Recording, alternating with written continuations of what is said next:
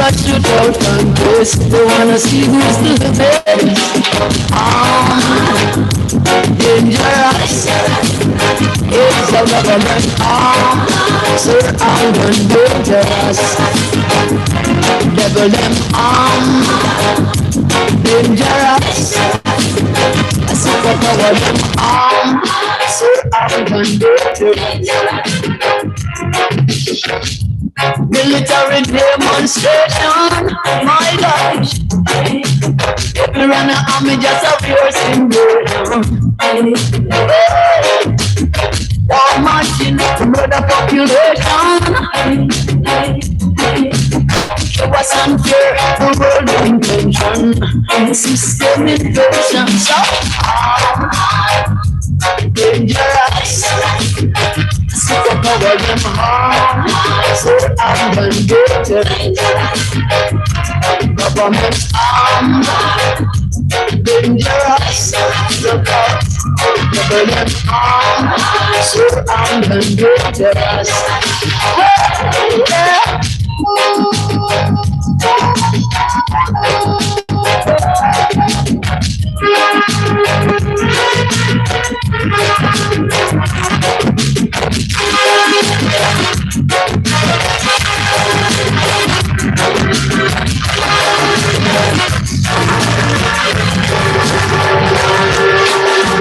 Enough to control, yeah.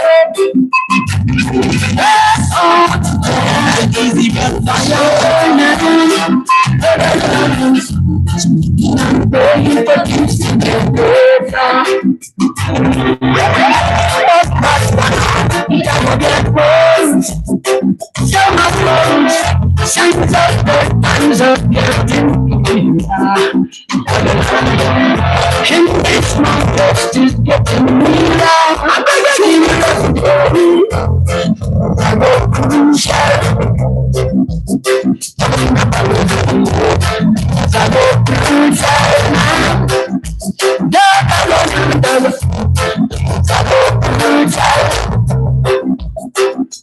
go crucial. I go crucial now.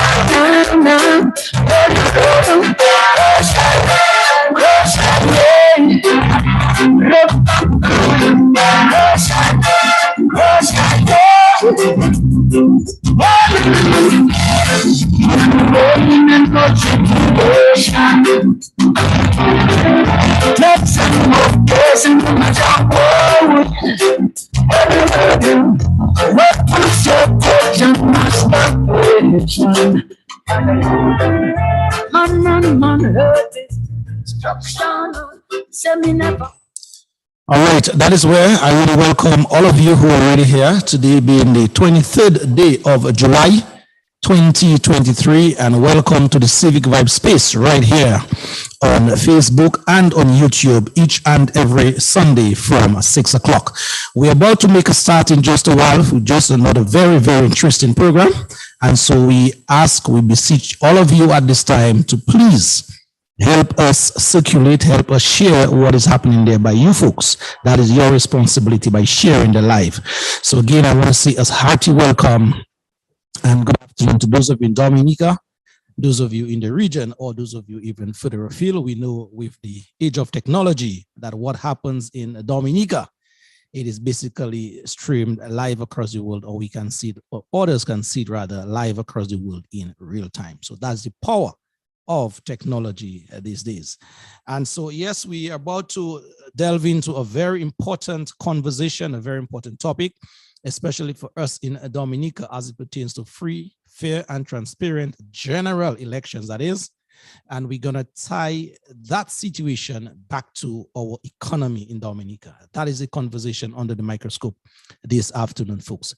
We have a very special invited guest, Dr. Well, yes, he's a doctor already, I should say, in his own way, even from Kalinago brother, in the name of Brother Claudius Sanford, a lecturer at the Dominica State College.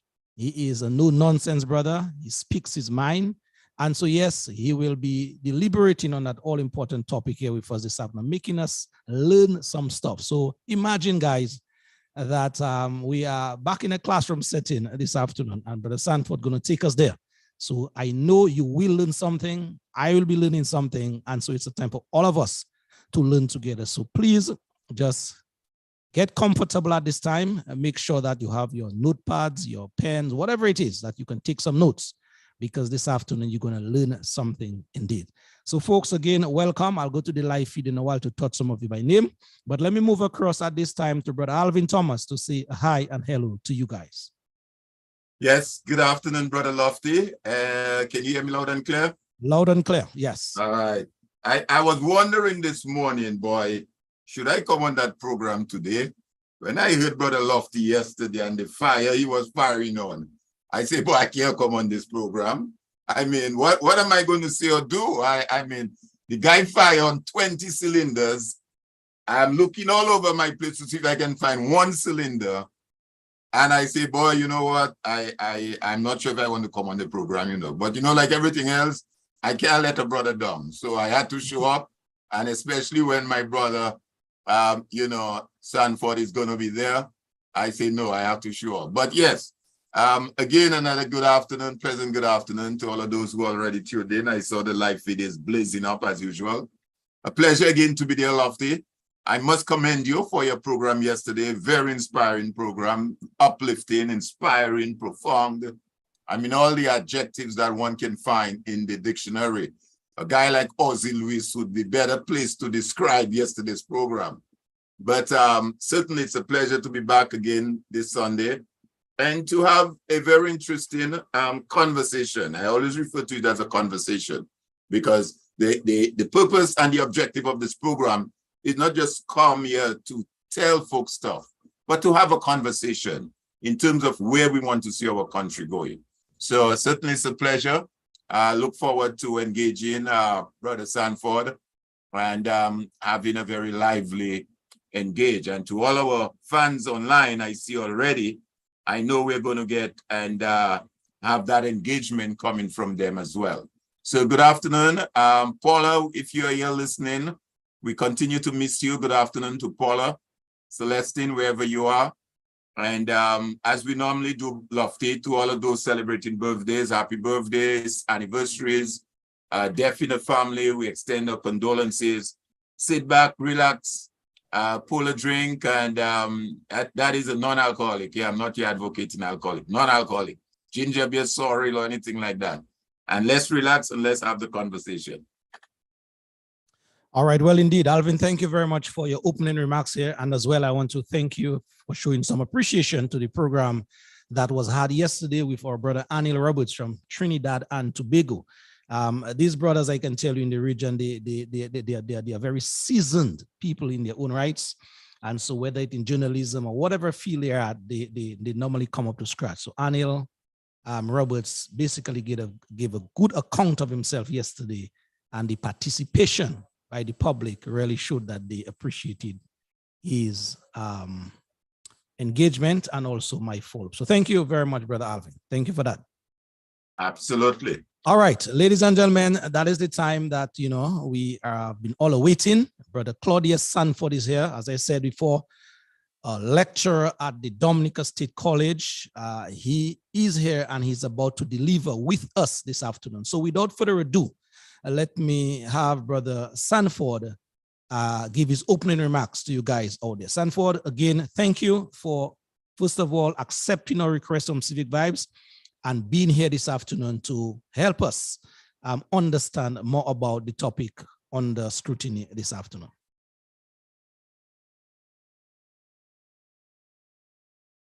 Okay, thank you very much, Lofty. I guess you can hear me loud and clear. Loud and clear, yes. All right, and good afternoon to my good friend, Mr. Thomas, as well. We have been in touch for quite a while now. Very impressive man as well, very knowledgeable. Lofty, again, like Brother Thomas, I want to compliment you yesterday for your program. I came in and look at it for a while, and you had quite a few number of viewers. It's always a different kind of conversation compared to what we have every day on the radio programs. And I must compliment you for filling in that void in the conversation on the national development of the country. I think you have been doing an excellent job and have been growing. So I'm very happy that you called me up. When you called me, I thought you were looking for some contact for somebody in the territory. But then when you asked me to do that topic, I had to agree. It's something that I've been thinking about as well, because the conversation about electoral reform in Dominica is kind of assimilated, or it's taken in the context of a political war, a political struggle. And it has its social and economical aspect to it. And this afternoon, I'm hoping that I can share light in that perspective. I will take it from a basis, from an academic basis, and then we will. Hopefully, I will develop that topic, that relationship, to show the actual application in our social, economic, and political sphere in Dominica. So I hope I can do justice from that, and I hope people will understand and look at it not just as two political parties maybe fighting over an issue, but a critical issue that determines the democratic maturity of the country, its evolution in that way, and also with it the prosperity and the economic well-being of its citizens. All right. Thank you very much, Brother Sanford. Indeed. So yes, based on your opening remarks, the general public out there, I know they're in for a treat in terms of the necessary information and education to follow. But permit me, guys, just before we go to the live feed though, someone passed yesterday afternoon, and that is Miss Beverly St. Clair. She is from Jamaica originally, but she lived in Grenada. Most of us in Dominica would have come to know Beverly St. Clair by she hosting a program on social media, that is. The name of that program is Make We Chat, MEKWECHAT, Make We Chat, meaning let us just have a conversation. She hosted that program with a number of like minds across the region, and she passed yesterday, afternoon, I'm being told. And so Civic Vibes here would like to extend condolences to her friends, family, loved ones, because she was a real seasoned journalist in the region, bringing the facts to the people in ways that she alone could. She took over from her brother, Jerry George, who passed sometime in August of 2020. And 3 years thereafter, just short 3 years thereafter, she herself passed. And so, we are slowly but surely losing some of our gems in the region, but it is by their hard work. Some of us, will have to pick up the slack, as it were, and move on from there. A very ethical person. She was disciplined. She did the research, I can tell you that. And she was a no-nonsense person. She basically laid the facts on the table when it comes to her work in the field of journalism. So Beverly, on behalf of all of us here at Civic Vibes and the Dominican public by extension, you journey on. You did your part here on this side of life. And for sure, your memory of hard work, dedication to that field will continue to live on for a very, very long time. Gentlemen, I don't know if you just want to put your 2 pence as we are. Yes, Lofty. I too would like to join you and join Civic Vibe in extending condolences to Beverly St. Clair's family and friends. Yes, she was a stalwart in the region, a true journalist, a no-nonsense person who said it as it is.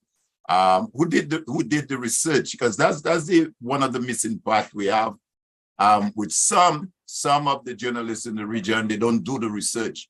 It requires research. Journalism is not just hearing something and repeating something.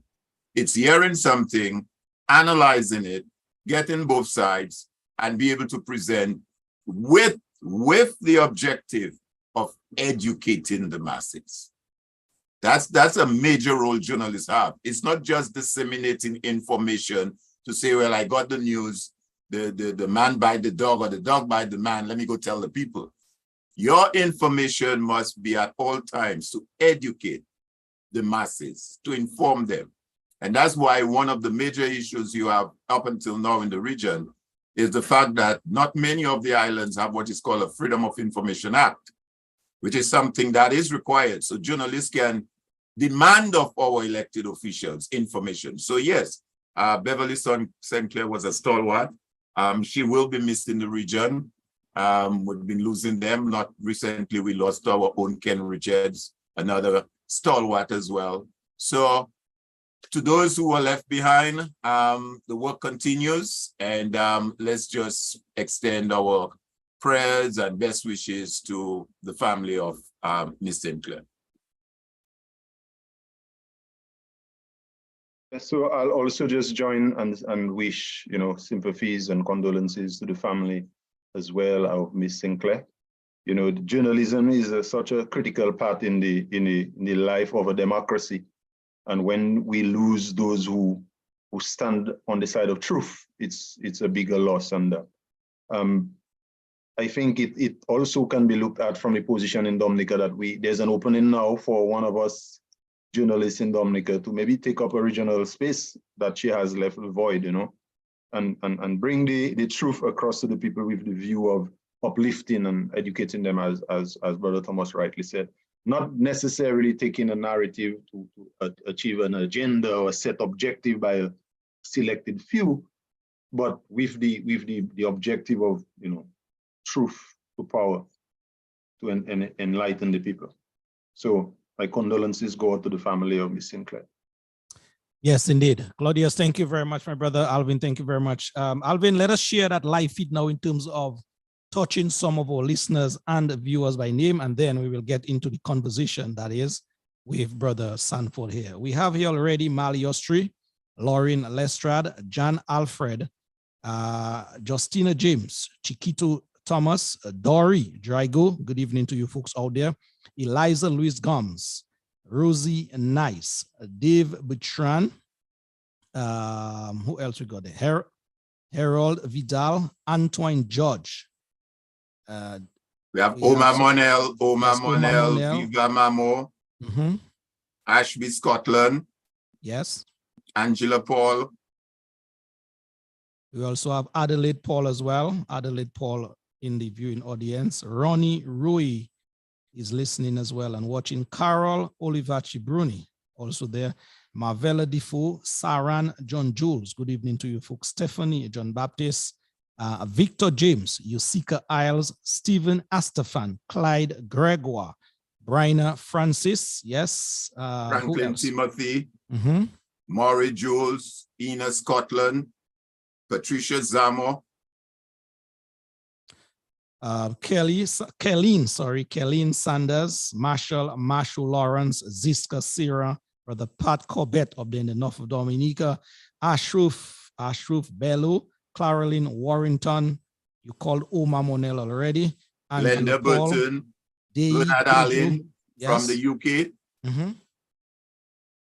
And so we have a number of folks here, Franklin Timothy and the Maury Jules, Patricia Zamor, Ina Scotland, Everlasting Peter, Mary Joe, and the list goes on. And I think, Lofty, it's important to note though that these folks are across the board. I mean, Everlasting Peter is in Calgary, Alberta, Canada. Okay. And then you have Bernard Allen is in London, as we know.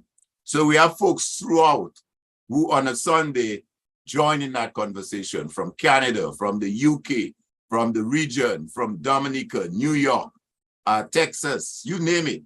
And that speaks volume. And I think that too is what encourages, I'm sure, yourself, myself, Brother Sanford, and all the various guests that we invite here to come and have that conversation with our folks, with the hope that the message will resonate and will bring about the change that we've been calling for a number of years now. Lady Go-Bed Ministers in Alaska is locked in as well. So we are very, very fine. I know some folks from the Middle East, they're listening. Folks from China, they are up. Basically, they have already a full day ahead of us. So some folks are up very early listening to that program. So those of you in China and the neighboring countries, good morning to you, I must say. All right, we have Brother Sanford here waiting patiently, ready to deliver. So yes, Brother Sanford, again, we want to thank you for taking time off your Sunday to come and speak to us here on Civic Vibes. We appreciate your time, brother. And so the floor is yours now as it pertains to that all-important topic that we will be discussing here this afternoon. That is free, fair, and transparent general elections. We want to make the nexus. We want to make the connection to that of our economy in Dominica or any other economy in the worldwide world, that is. All right, so Brother Sanford, the floor is yours, as it were. Take it away. Okay, thank you very much, Brother Lofty. And as I said, this afternoon is like a classroom setting. Yes. The basis is quite academic, but as we develop the topic and we develop that relationship, we will see the connection and its application in our economy, which is Dominica, which I will try to keep the focus on. But many of the concepts there are general concepts that can be applied in any jurisdiction, in any economy, right? So the topic we have is the correlation between free, fair, and transparent general elections and the economy. So there are words, there are concepts there that we need to assume that our listeners doesn't know. That is always the assumption of a good teacher, I believe, to treat students like they doesn't know, and you establish that fact, and who knows will learn more, and who doesn't will get something at the end. Everybody leaves with something in their bags, right? So I pick out a few of the concepts there. We have free, we have fair, transparent, general elections. These are some of the areas that I think we already know what that is from a practical perspective. Correlation, there really is there a relationship, a dependence, positive, negative relationship between those two. And my objective there is to establish that, yeah, if there is no fair and free and transparent elections, then what you get out of the economy is as a result of a mismatch. It's like a imposition instead of a democratic process of free and fair trial and failure, or trial and result. So I will start by looking at the basic definition of what is an economy. Well, let us start with what is an economy. And I have a definition there. An economy is a system of interrelated production and consumption activities that ultimately determines the distribution and allocation of resources of the state within the members of the population. So if we take this definition apart, you see there it's one of production, meaning that there is a process of creating wealth, creating value, adding value, evolving production, getting services and goods that people will ultimately consume to make their lives better, to sustain their breath, which is the most important thing, food, clothing, and shelter, but also to develop wealth, to aspire, to accomplish dreams and visions and missions, right? And so it's a two-way process of production and consumption. Now, you can have an economy where there's ultimate or optimal, a lot of production and a lot of consumption, but by only a few people, and it not necessarily being distributed and allocated to all the members of the population of that state. And you often hear the conversation or the point made that the 5% or the 1% and the 99%. And in more recent times in Dominica, we have heard the term the political elites and the business class and those that are part of the cabal. You hear all of this conversation, and that is emanating from an area where the distribution and the allocation of the resources goes to only a very few people, and the others are not seeing the true benefit of those resources. So when you think of the term economy or look at it in a practical way as a set space, you think of production and you also think of consumption. And then that forces you to picture the Dominica concept or the Dominican space. Imagine yourself like 100 meters above Dominica looking down. Can we spot the production areas? That's a question we need to ask ourselves. Can we spot the distribution of those resources and the allocation and the consumption of those resources by the people? And then you come back to the word fair, free, transparent, and you put that into perspective from the economic part of it, not the election part of it yet. We'll come to that. And then there's a lot of questions. One might conclude off the bat that the distribution of resources is not fair. The consumption pattern in Dominica is not fair. Many people doesn't get the best of Dominica in terms of its consumption. That's why many of us have to run. because we're not getting our fair share of the resources. So you have a large brain drain from the country as a result of, you know, the uneven or unfair distribution of the resources. So the next part of this is to understand how is that production and consumption measured? How is the production activities in the country measured? How is the consumption? Brother Sanford, I don't want to interrupt your thought process here, but the screen that you're sharing there, can you zoom on it a little more so that the participants could actually read as you're going along? Yeah, it's basically just notes and yeah. But yeah, so if you can just blow it up a little more so that is that better? Yes, much better. At least they can follow. Yeah, thanks. All right, cool. So the next part, as I was saying, is how do you measure these production and consumption activities in the country? And in economics, we do that by using the term or the concept of the gross domestic product, which is the total goods and services produced within the country in a given period of time, which is 1 year, 1 fiscal year, 12 months. All right. Now, what it does is that in production, they add up all the production elements together. And you can think of it as a telephone. I always use that example. So you have the physical product, the telephone, and then the cost of the telephone, which is the expense you paid, and then you have the income which is generated from the sale of this telephone. So if you, Lofty, as a business person, were to sell me this telephone, I would pay $500. Mm-hmm. That would be my expenditure. Then it would be your income, which is your $500. But then you would have the physical aspect of the phone, which is the GDP, that product that we use, right? But so in the production part, you have the phone, and in the consumption part, you could have somebody's expensing to get it, to consume, and somebody's making an income from the consumption of that person. So they use the gross domestic product, and that is within the country, excluding the imports in a 12-month period. So then once you get that, then you begin to look at the real production in the country and the consumption. And we go now into the components of the GDP. And I'm trying to do that in really quick time because to get this will take many years.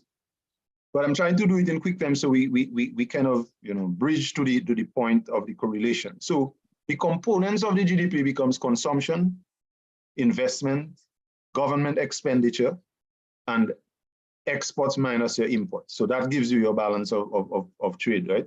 So it could be a negative number or positive number.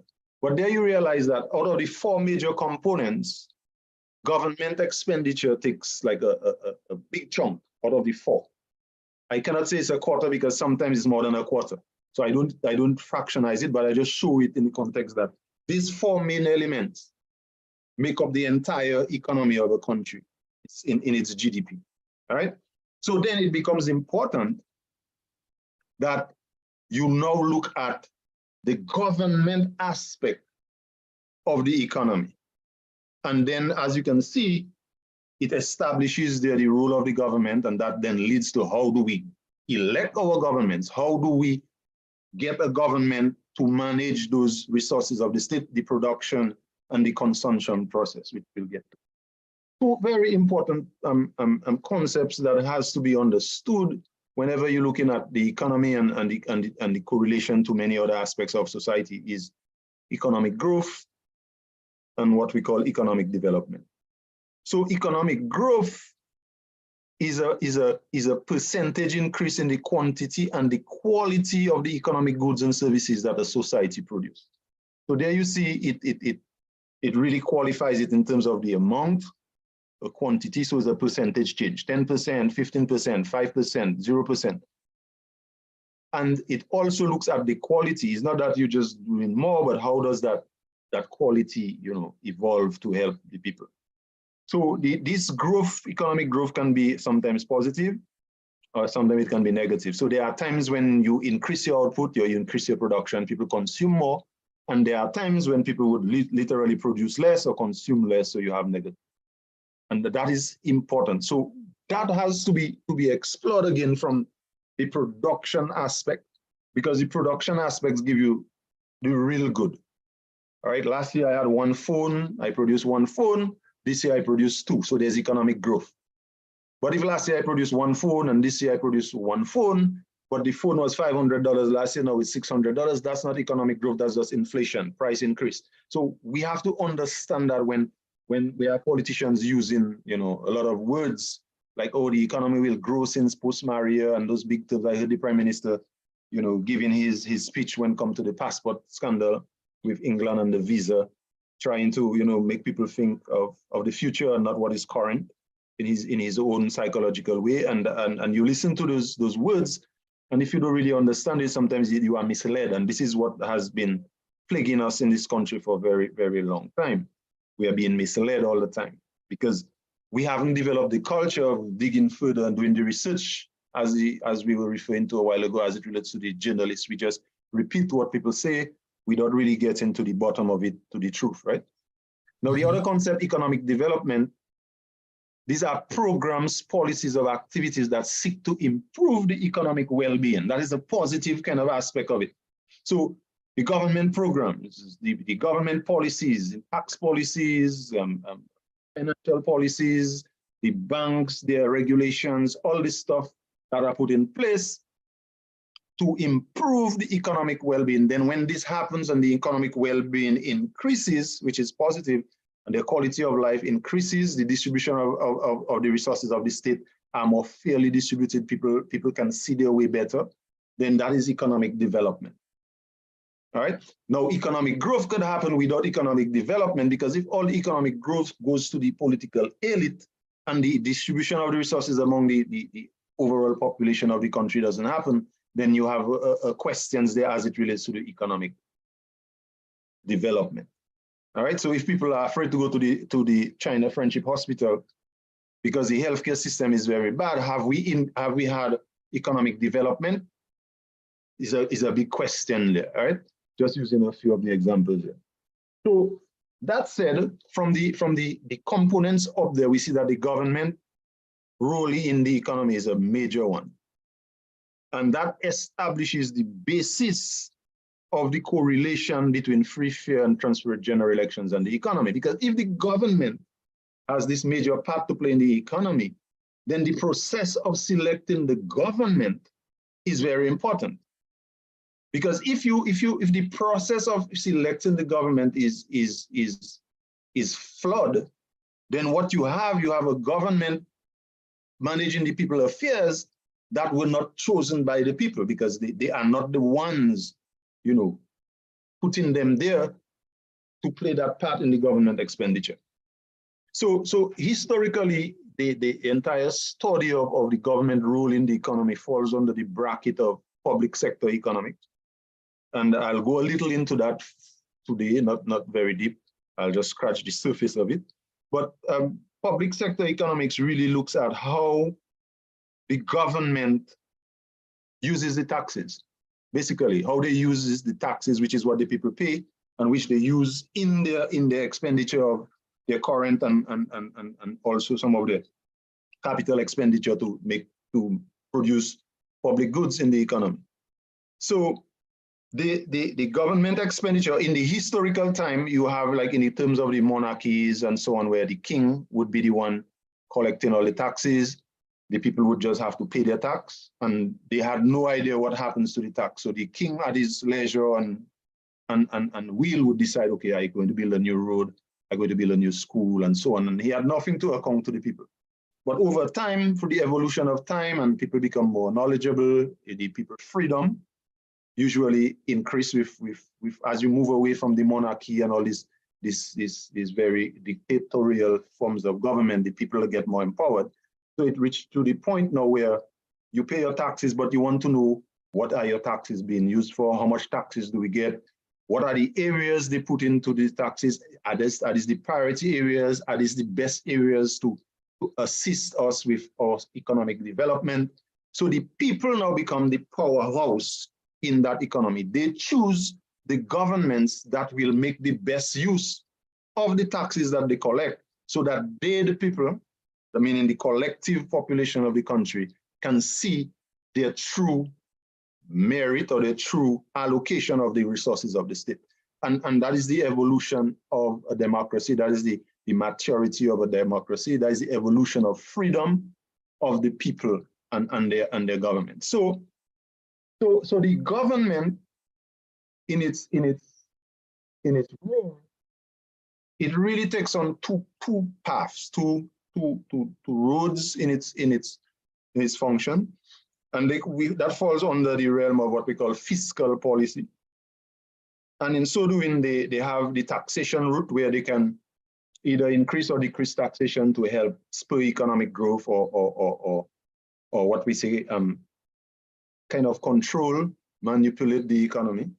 And they also can use government spending. That's where they can borrow and have major capital projects, new fiscal, new capital projects, new expenditures in sectors of the economy, agriculture, health, education. They have that branch they can use where they can increase or decrease their spending to regulate and help the economy to grow and even stabilize in some instances.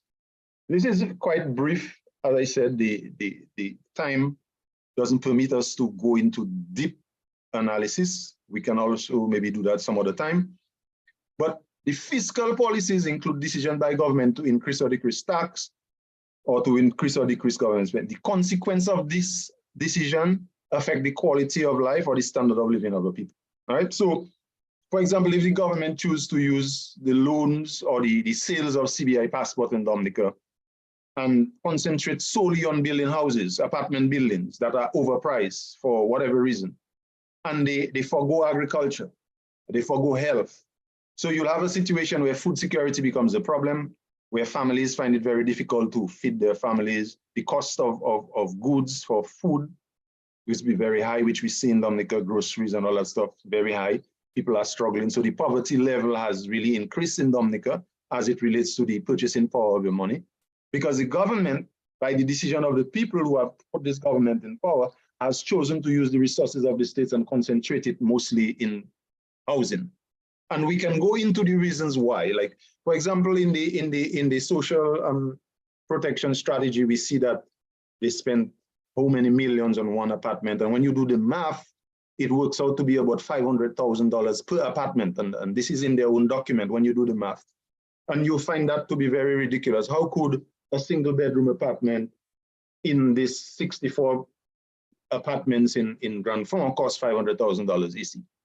I mean, that is ridiculous. So there is more happening in that aspect of the economy as it relates to the government, right? So the government that we put in there, they are the ones doing that. So the people now can look at this and say, hey, there's something wrong. That doesn't make sense because I could build a house with land and so forth, $300,000. The prime minister did it with $400,000 in Vegas. Remember that famous 400? Yes. We so if he could build such a beautiful house in Vegas with $400,000, why could he give it to a citizen to do the same on their land and have some liquidity, have some equity in their house and land? Why do he squeeze them in this one-bedroom apartment in Grand Fond? But his math in his works, in his documents, show that it's about $500,000. So something is wrong there. So the people now, in a free and fair society, can decide, okay, because of this being wrong, we can pass judgment. But when there is not free and fair process, these people have no power to pass such judgment. And then the correlation shows there. So the economic state we are in is not as a result of the people's action through their power of the vote, but is by imposition because there is some circumventing of the process. I hope that making sense there. We'll come more into it as we go along. Well, Alvin is shaking his head, so that is making much sense to him, for sure. So in a democracy, in the true sense, the people get to choose the government that will make those decisions. You understand what I'm saying? So the housing aspect, for example, as I use there, my quick calculations, I didn't put it in there because I add numbers together from some documents. It's above over $3 billion has been spent in the last 10 years in housing in Dominica. If you add the World Bank programs, the European Union programs, the CBI programs, the MMCs, and all the apartments, and you put all that together, the government has concentrated over $3 billion of the state resources in housing allocation. Now, when you ask yourself, a small country like Dominica, who has a budget and a GDP of about $1.3 billion a year, and $3 billion is being placed in one sector of the economy, that cannot be fair and free distribution and allocation of the resources. So there is something more going on behind the scene that the people are not even aware of. People are not being able to analyze and bring to life. And the reasons for that, I will try to bring that in a little bit later, right? So a suitable way to analyze the relationship with the economic and election is through what is called the public choice theory. Again, I'm not going to go so much into this. I will just browse through it lightly. And if it necessitates another intervention, I am willing to do that. So you can call on me at any time. So public choice or public choice theory, as I refer to, is the use of economic tools to deal with traditional problems of political science. Its context or its content include the study of political behavior, really how people behave in their politics, in their elections, and so we use economic tools to do that. So, for example, we have in our political system a two-party state, really and truly in Dominica. The others are there, but not so prominent. So we can assume or conclude that there are two major political parties in the country. And then you have manifestos, which shows some of their programs and policies. And then you can measure whether people are influenced to vote based on the programs and policies advertised or showcased in the manifestos. And if you do that in Dominica, you will see that is inconsequential. If you ask a Labourite or UWPite in a random sample what was on the manifesto for housing in Dominica, you might not be able to get a true answer, because the politics, the culture of the politics is not influenced by those things, and which supposed to be one of the major aspects, right?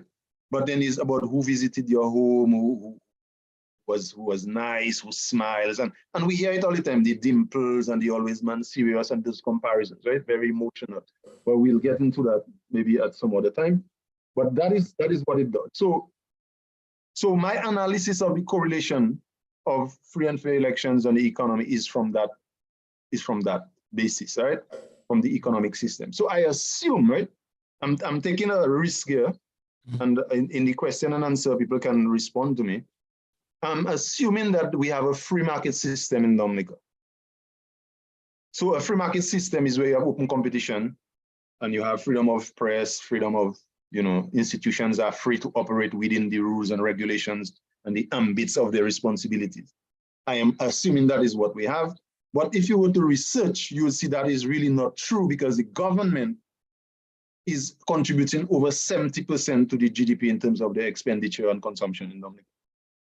So if you ask yourself, just a random way of looking at it, who employs more people in Dominica? Is it the government or is it the private sector? Then you will always see that the government is the bigger employer. Even now that they have consumed Domlec and so on, you can see that they employ the greater amount of people. So they have a greater hand in the economy. So it's really not a free market per se, but there are elements of freedom. But I am assuming in this analysis that it's a free economic system. So a free market structure really claim that there is one, freedom of institutions in their function. They are properly staffed, meaning that people who do the jobs are qualified. They have the academic and experience back in to fill those positions. And they are functioning without the influence of government.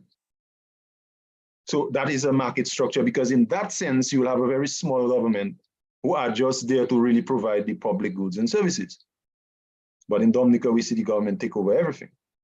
They took over housing, they took over the college, they took over health, everything.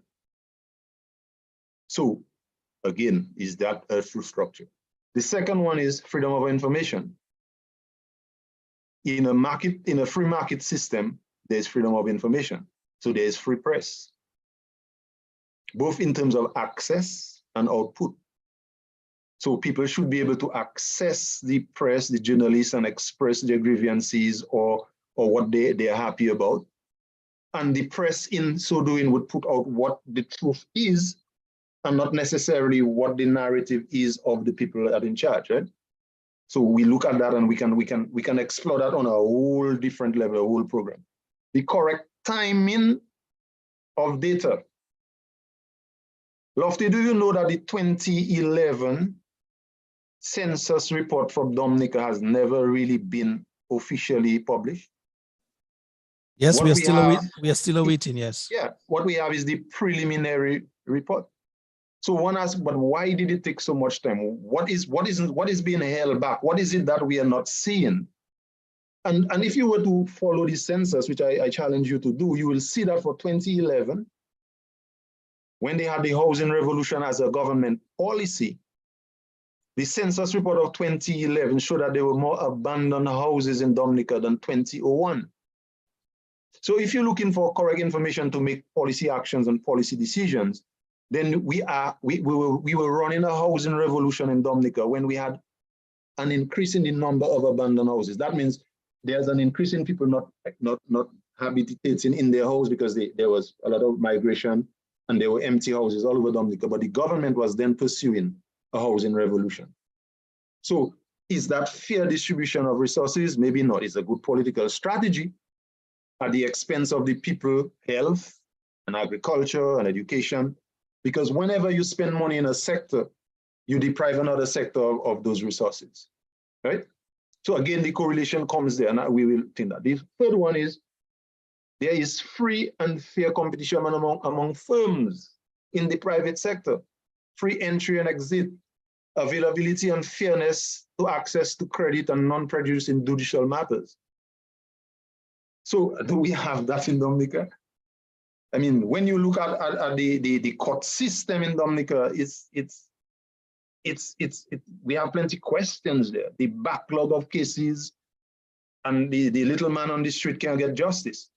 The little man who trying to start a business and need to purchase a piece of land, go to the bank, they have to find out based on which bank you go, you have to find out your political backings and all this stuff, who's your parents and whatnot and whatnot. Is that free and fair? Is that a free economic system, a free market system? And the fourth one, there exists fair regulations to guard against externalities. That is, externalities are the downside of production. You have pollution and environmental degradation. You know, the rivers, are we protecting the rivers? Are there regulations? Are they being enforced? Do some people have more access than others? We heard the other day of the guy in Pigwa and the Chinese. Are the Chinese now more accessible to our lands and our rivers and the destruction against the will of the people?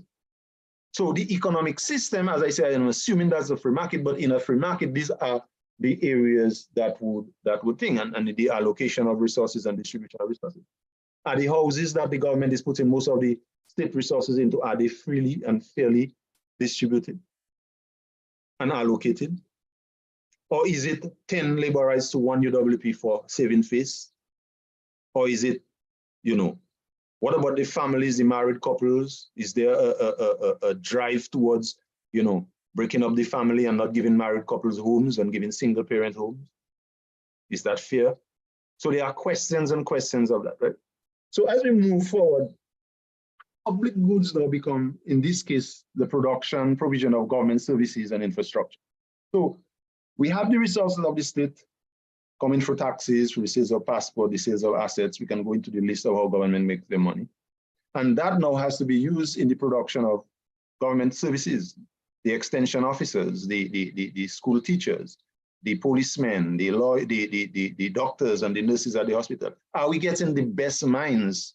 Or is there a circumvent of the system that we choose partisan people to serve in those areas, and as such, do we get the highest quality of output and service?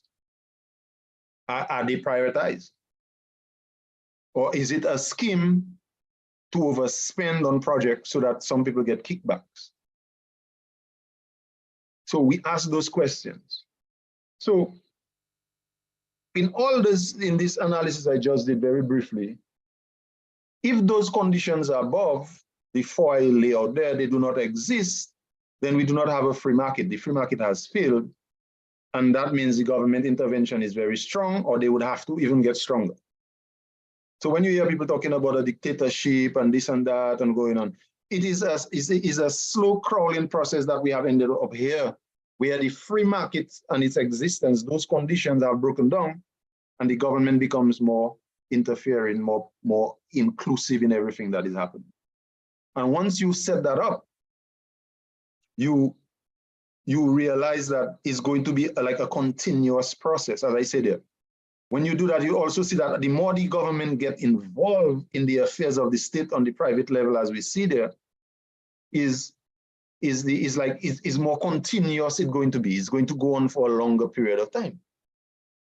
All right, so it says there, but it's also understood that it is also the continuous existence of the government through its fiscal policies and action that can bring about the market failure.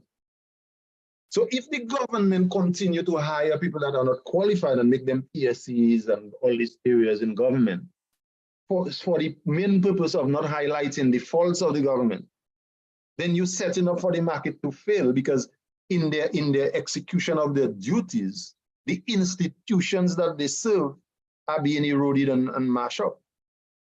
So then you're setting up that failure, and then it goes into the distribution and the allocation of resources. So if you have somebody who's not qualified but who does support your political party, becomes the PS in education, and all they do is say yes sir, no sir, yes sir, yes sir to whatever you want to do, without objectively within the ambits of the regulation and their responsibility do not do what is right for the people and the resources of the state, then you're going to have a continuous interference and failure of the state.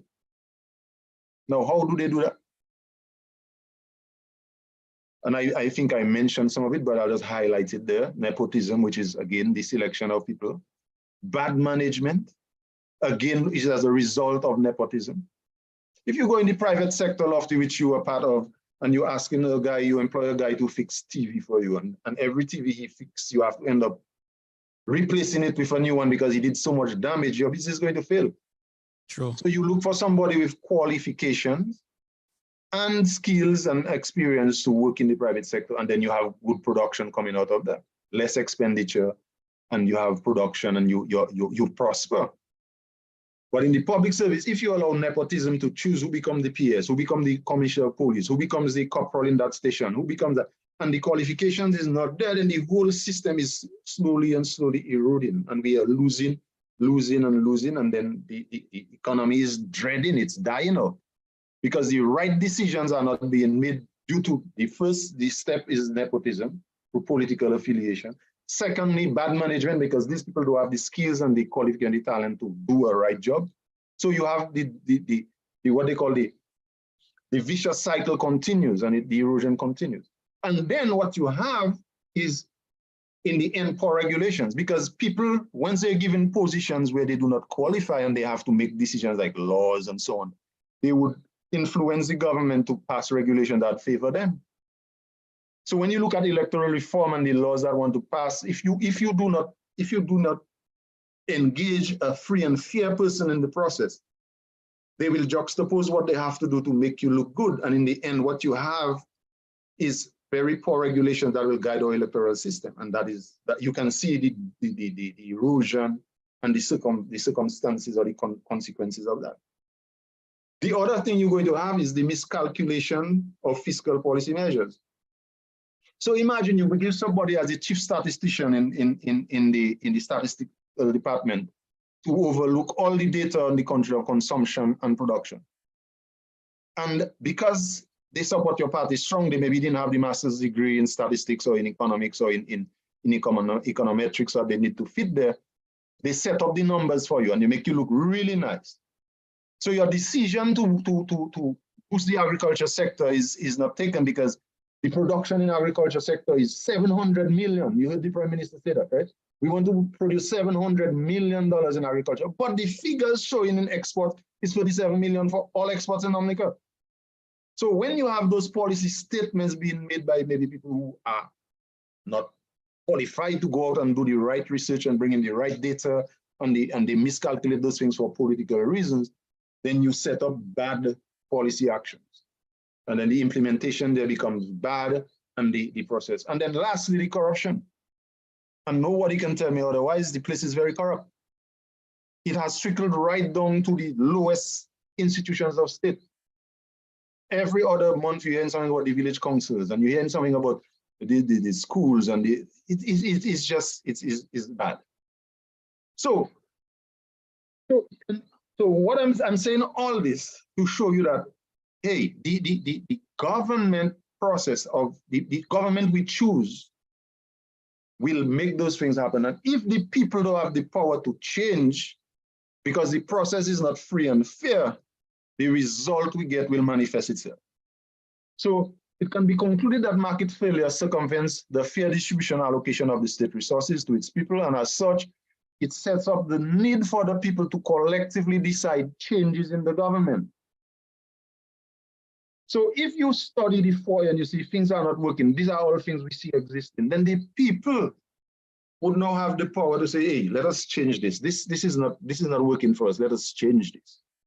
Hence, choosing those that oversee the management of the affairs of the state become in their realm, in their power, right? So if the people cannot do that, then something is wrong. You have a government by imposition there, as I said earlier. So in our context in Dominica, we have the two-party state. We have the blue and the red, where the UWP and the Labour Party. And what we see is that both parties have their base support. So you have UWP have the base support, maybe it's 10 or 13,000. Labour Party have the base support, which is maybe a little about the same in a fair and evolving democracy. If you look at the United States, for example, the both major parties have about the same percentage of votes at the base level. And then we can assume that it's those who are not aligned to any true political party or total allegiance. They are the one who makes the shift. They call that the median voter theory, but I'll not go into all this thing. So they are the ones who would make changes in government, all right? So their decisions now in shifting the change in government are based on the middle, those in the median, or the undecided, as we call in Dominica, those on the fence. Based on where they shift, you have government changes. But their decisions are made on many factors. Some are on social factors, and others are on economic factors and programs, right? So these people look at closely the policies of the governments and the opposition or the political parties, both in terms of social and economics. So the social things are like, hey, gay rights and all these things about church and so on, sports, playing facilities, the rights of indigenous people, all these are social programs. And the policies are, hey, bread and butter issues when it comes to economics, how I can make more money, how I can have a good home, how I can start my family. And hence you see the areas of manifestos. So these are the areas they would show some of those programs, social and economic. And then you have, they would talk about them at their rallies, although I think rallies are very immature, in the sense that the rallies are for really immature economists, people that, the older days where you didn't have means of ways of hearing people. Although it has its function because people like to go listen to the parties, but I think it's also biased because usually the supporters of the party would go here and they would not hear the other side anyway. So I think it's more a support-based kind of rally call, these rallies. But beyond this, the ability to hear both sides of this political platform is important. So you talk about the fair access to the media. You talk about political debates at the constitution and the constituency and the national level. When last have we had those debates? I mean, how do you judge a prime minister based on how do you do that if you can hear him speak on issues and have somebody to oppose him? If he's always protected by the Speaker of the House or his political team in a big rally where he can give all his mépris and he cannot get challenged in front of his opponents so the entire people can see without any bias but can make their free call. This is not happening, even at the constituency level.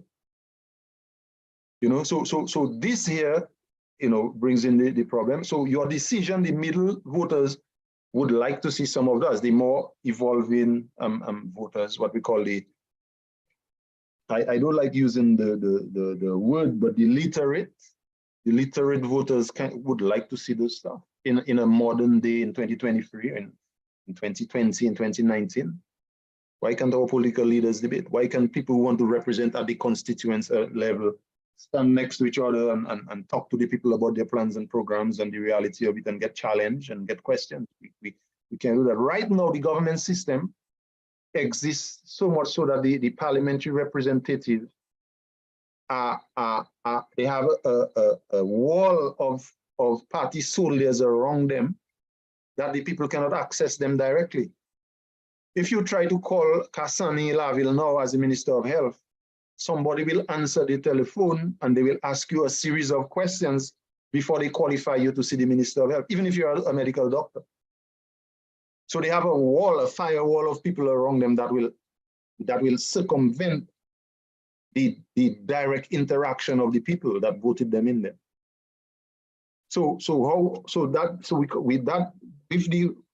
The correlation is very important. But beyond the ability to hear both sides of this political platform, important, fair access to the media, political debates, constituency and national level. Campaign financing. How do people who vote, do you know where the political parties get their money? Do you vote for somebody if he takes drug money? Would that influence your decision? There are Christian people in Dominica, there are mothers and fathers who genuinely concerned about the welfare of their children and society, who would not vote for a political party if they know they're taking money from a drug dealer. But do we know that? Are there laws? Are these things being made public? Candidate selection.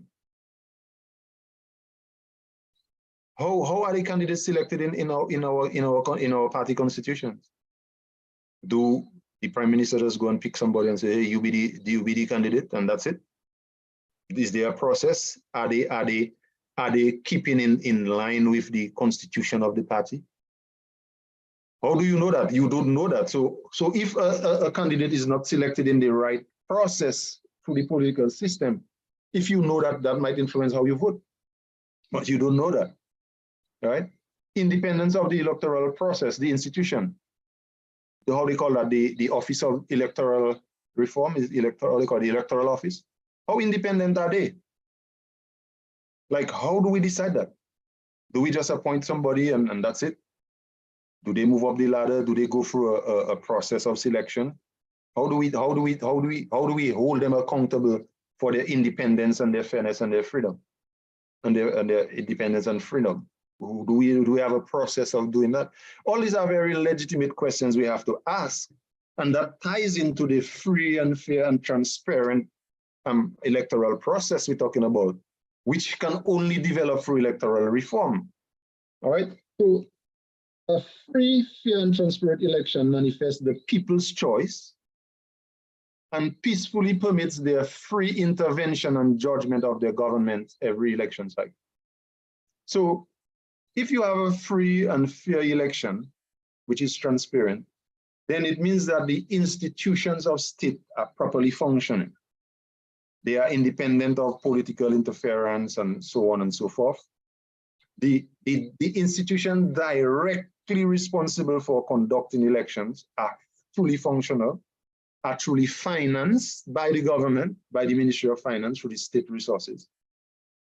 How do we know that that is happening? What process is there to hold the government accountable to ensure that the financial allocation to the institution that overseas election is being done? So that alone can say an election is not fair, because if to function efficiently and effectively, the Electoral Commission needs, say, $1 million budget a year, and the Minister of Finance has the power to say, no, I'll give you 400,000. That is already an unfair influence on an election.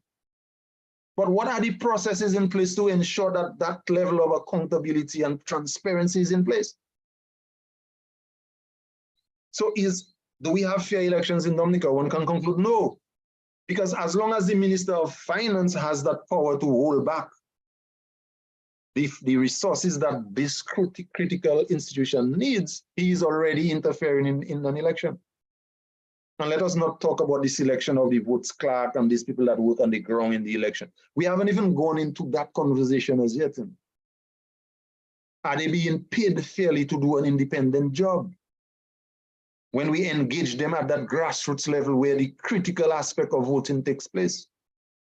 These are some of the questions we have to ask.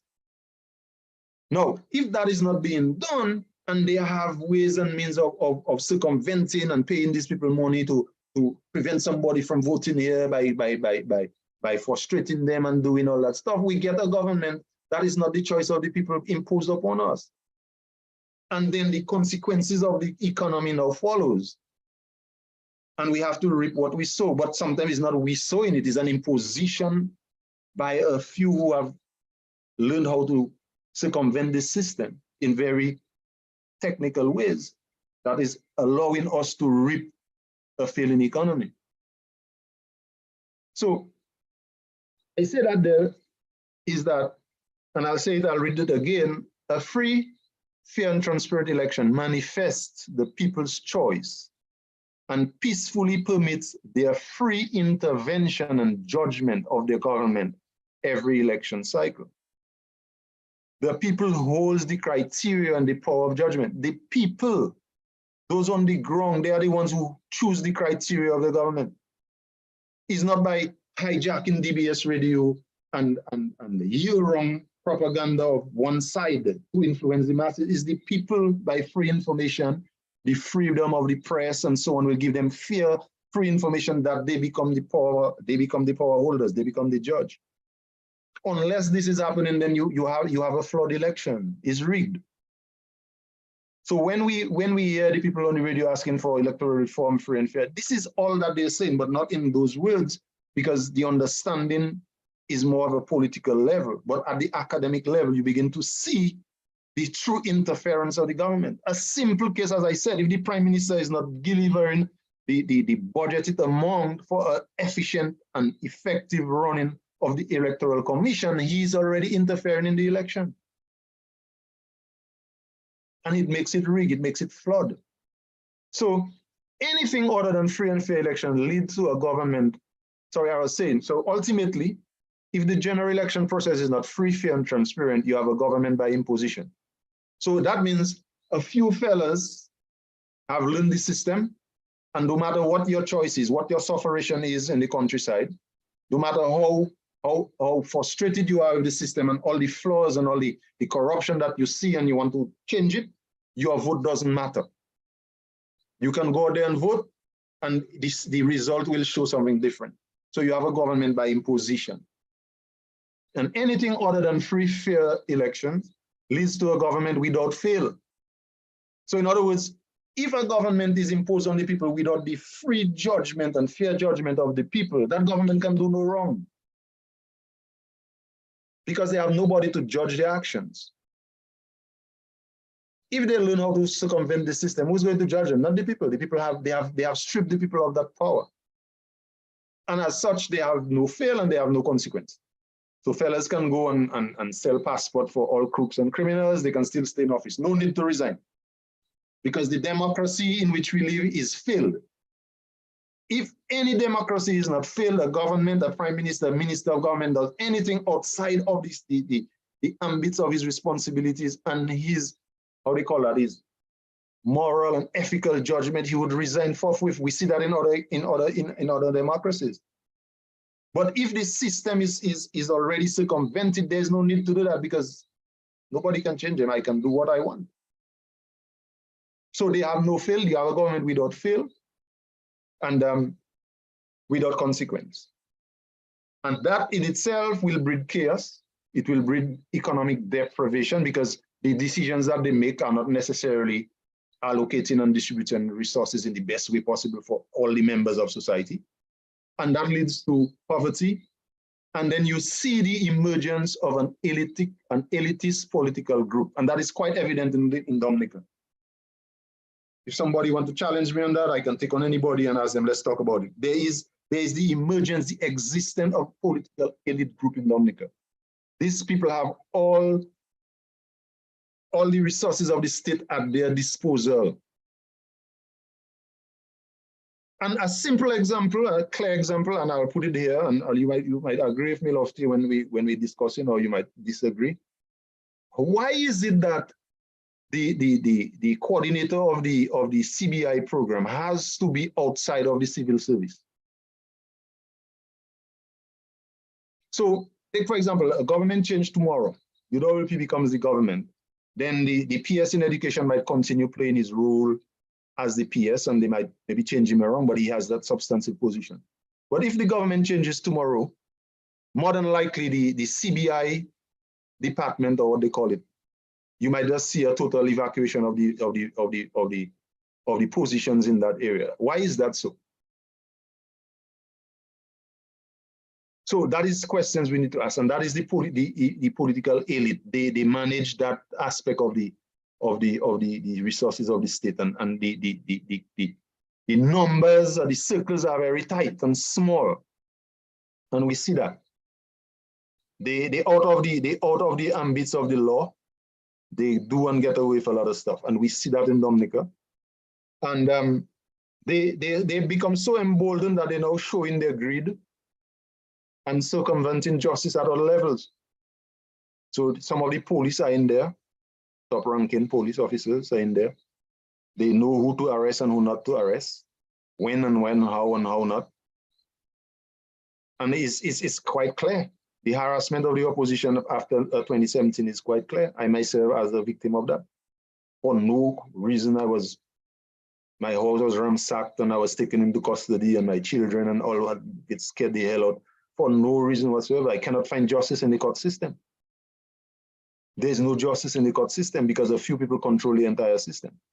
So the people, when that happens, the people become slaves.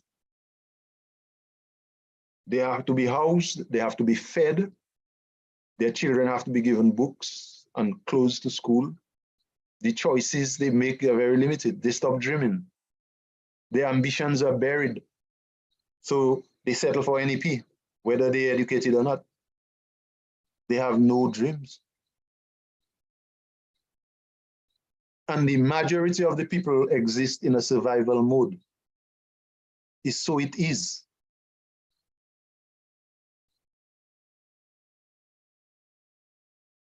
And that concludes in the epitome of a failed state.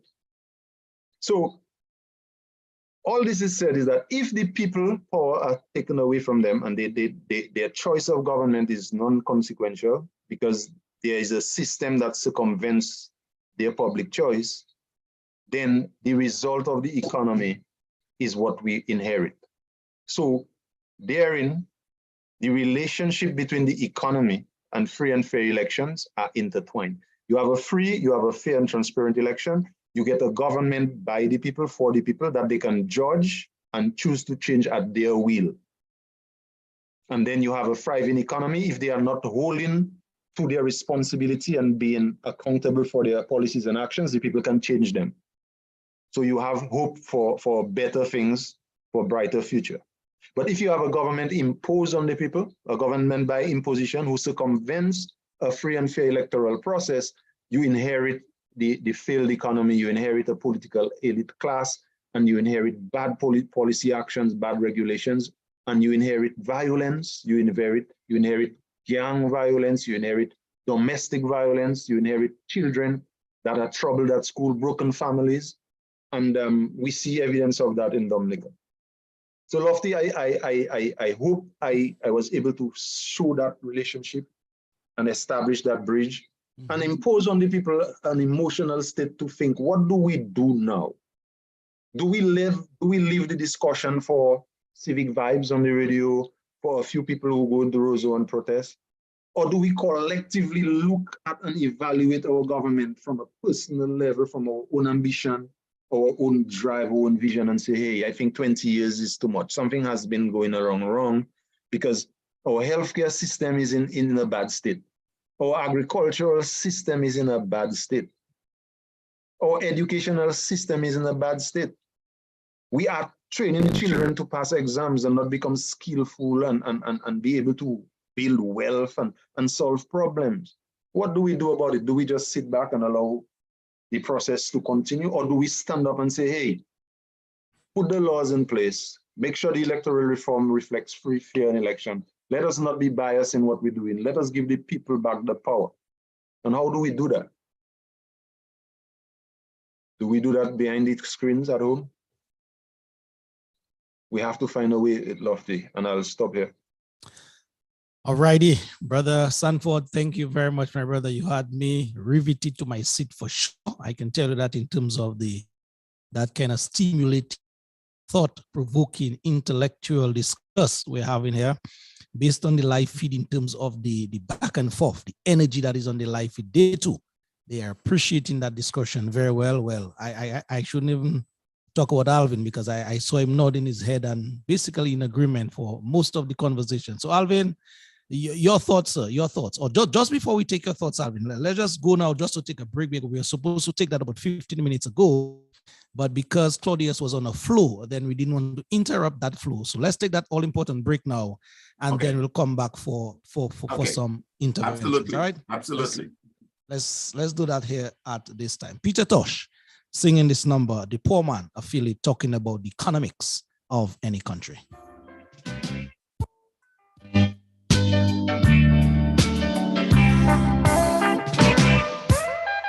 Got to find a solution to this pollution. Whoa, whoa, whoa. Got to find a solution to this pollution. Yeah. Got to find a solution to this pollution. Whoa. Got to find a solution to this pollution. The poor man I feel it. Whoa.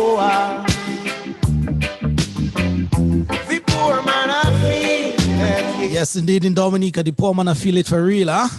The poor man I feel it. That is why we normally bring on those kind of conversations so that the poor man themselves can educate and liberate themselves. Gas gone up, bus fare gone up. The numbers to call into the program sometime later, they are 245-2396 or 615-9470. Light bill gone up,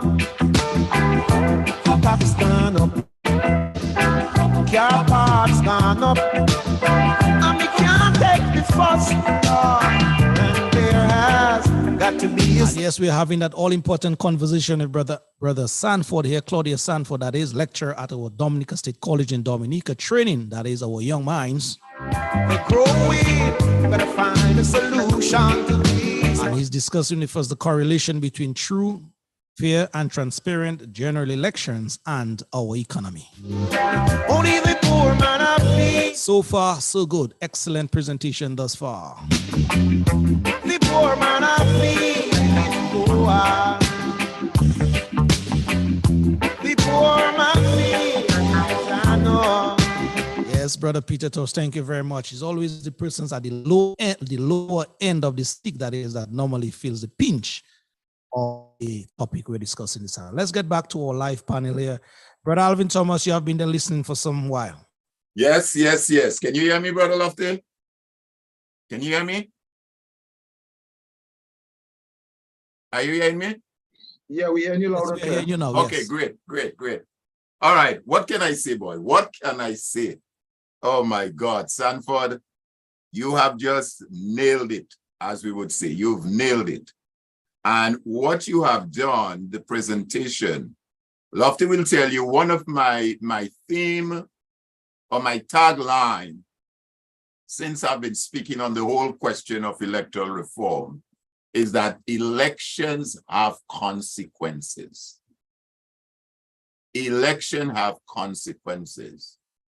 And what we are doing on Civic Vibes, we want to thank you for adding to what we are doing. And as I always tell folks, everything starts in the mind. Anything that's around us, the building that you see, the new car that you see on the road, somebody had the idea in their mind and said, you know what? I can build a car like this, or I can build a house like this. So it starts in the mind, and that is where we have to go. We have to change that mindset. And here's why I'm saying that. Last week, there was a video that went viral of a young business lady in Dominica who was complaining about not being able to expand her business, not being able to get products for her business. When she goes to the customs, oh, the duties are so high and all of that, and this shouldn't be like that. And She's asking the other business people, maybe we should come together and whatever. And she goes on and on. And guess what? In all of that, she said, this is not politics. She said, this is not politics. And you shouldn't blame the government. Words to that effect. And by the way, I don't vote.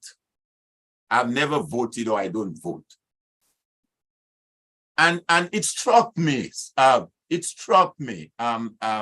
Claudius, because when you hear something like that, and assuming, like you said, this is one of the persons in the middle, because you have those that will die hard on one side of the party, those on the other side.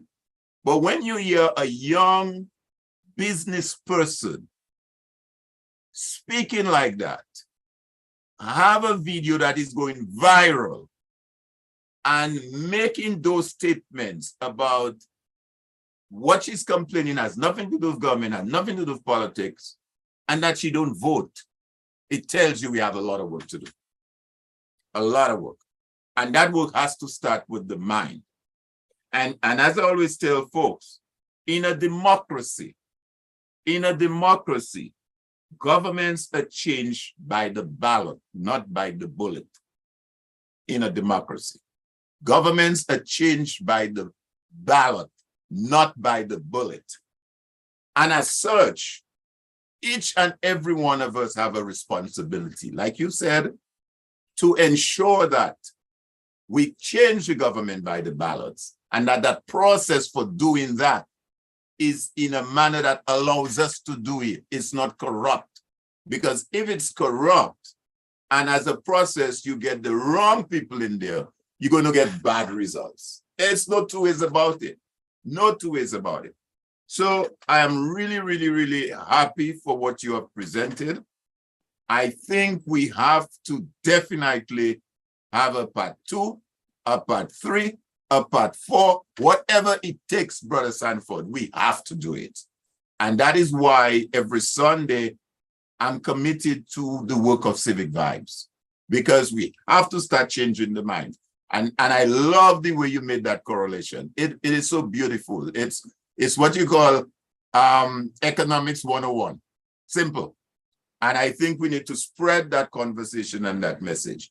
So I will stop here for now. And I see our feed is liveling up. I mean, people are giving a lot of kudos. Oh, beautiful, great presentation. So I'll pause here for now, Lofty, and I will come in a little later and make a few comments, because as you know, on Tuesday is budget day, and I have before me the 2021-22 and the 2022-23 budget.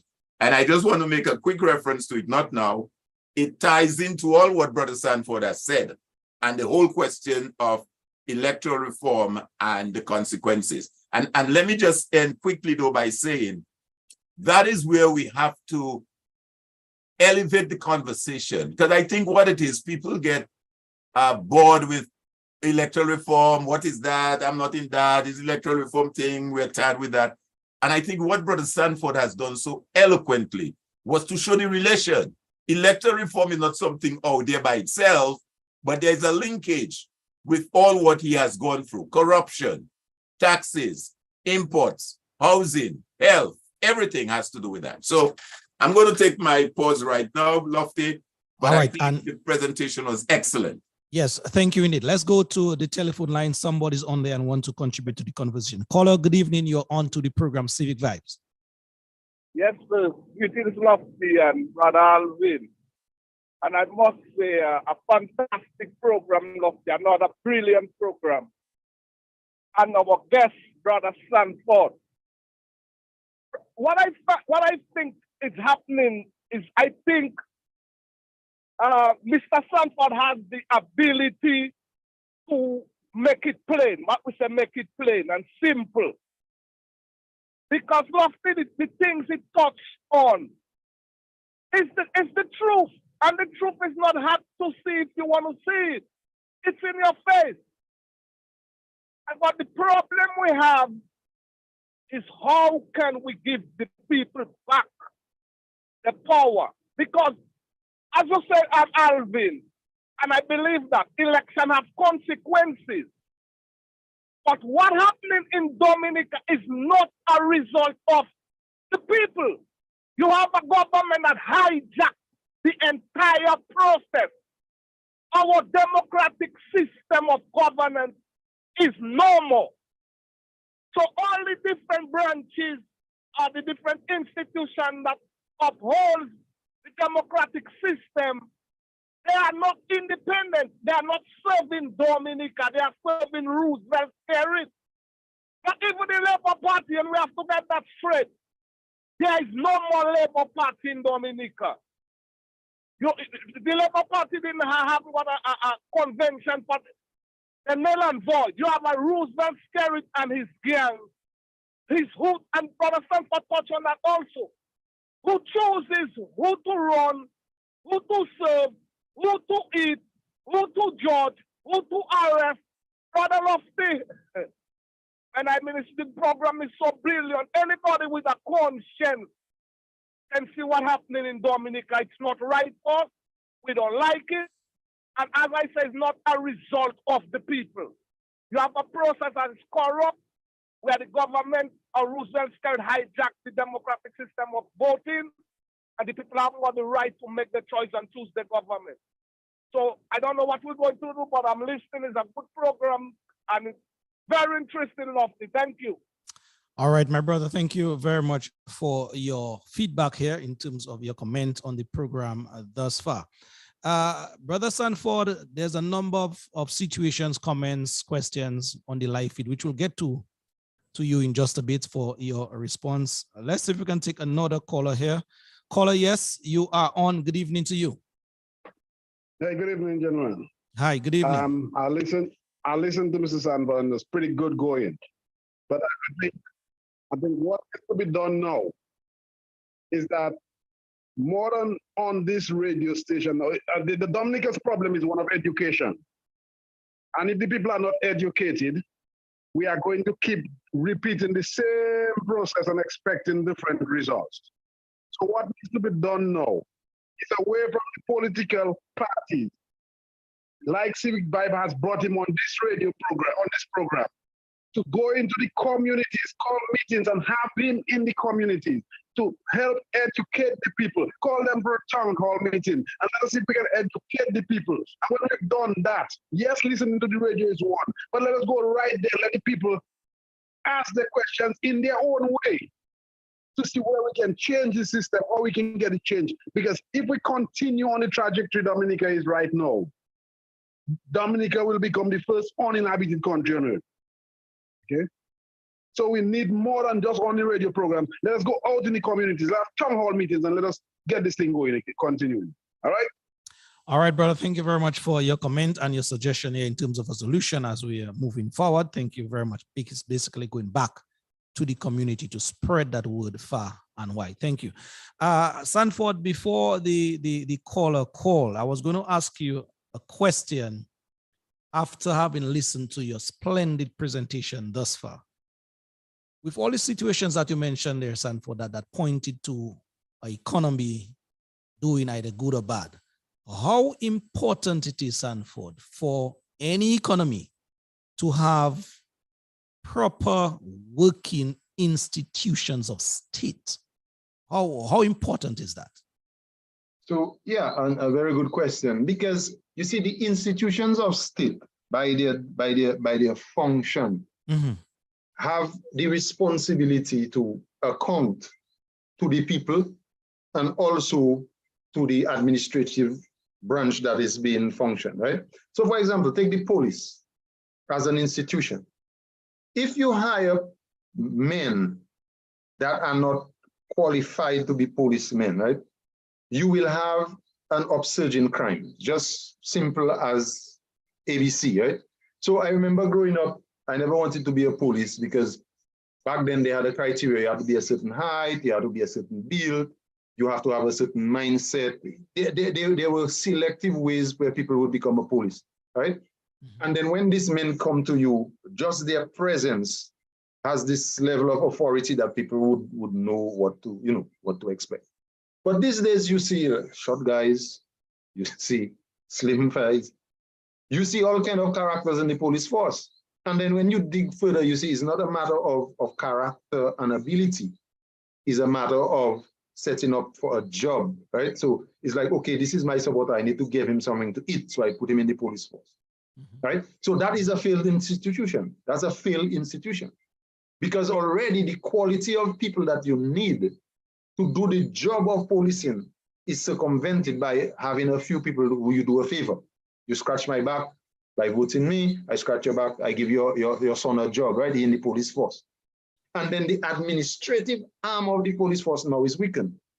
Because you have then the corporal and the sergeant who want men that he can depend on are failing him.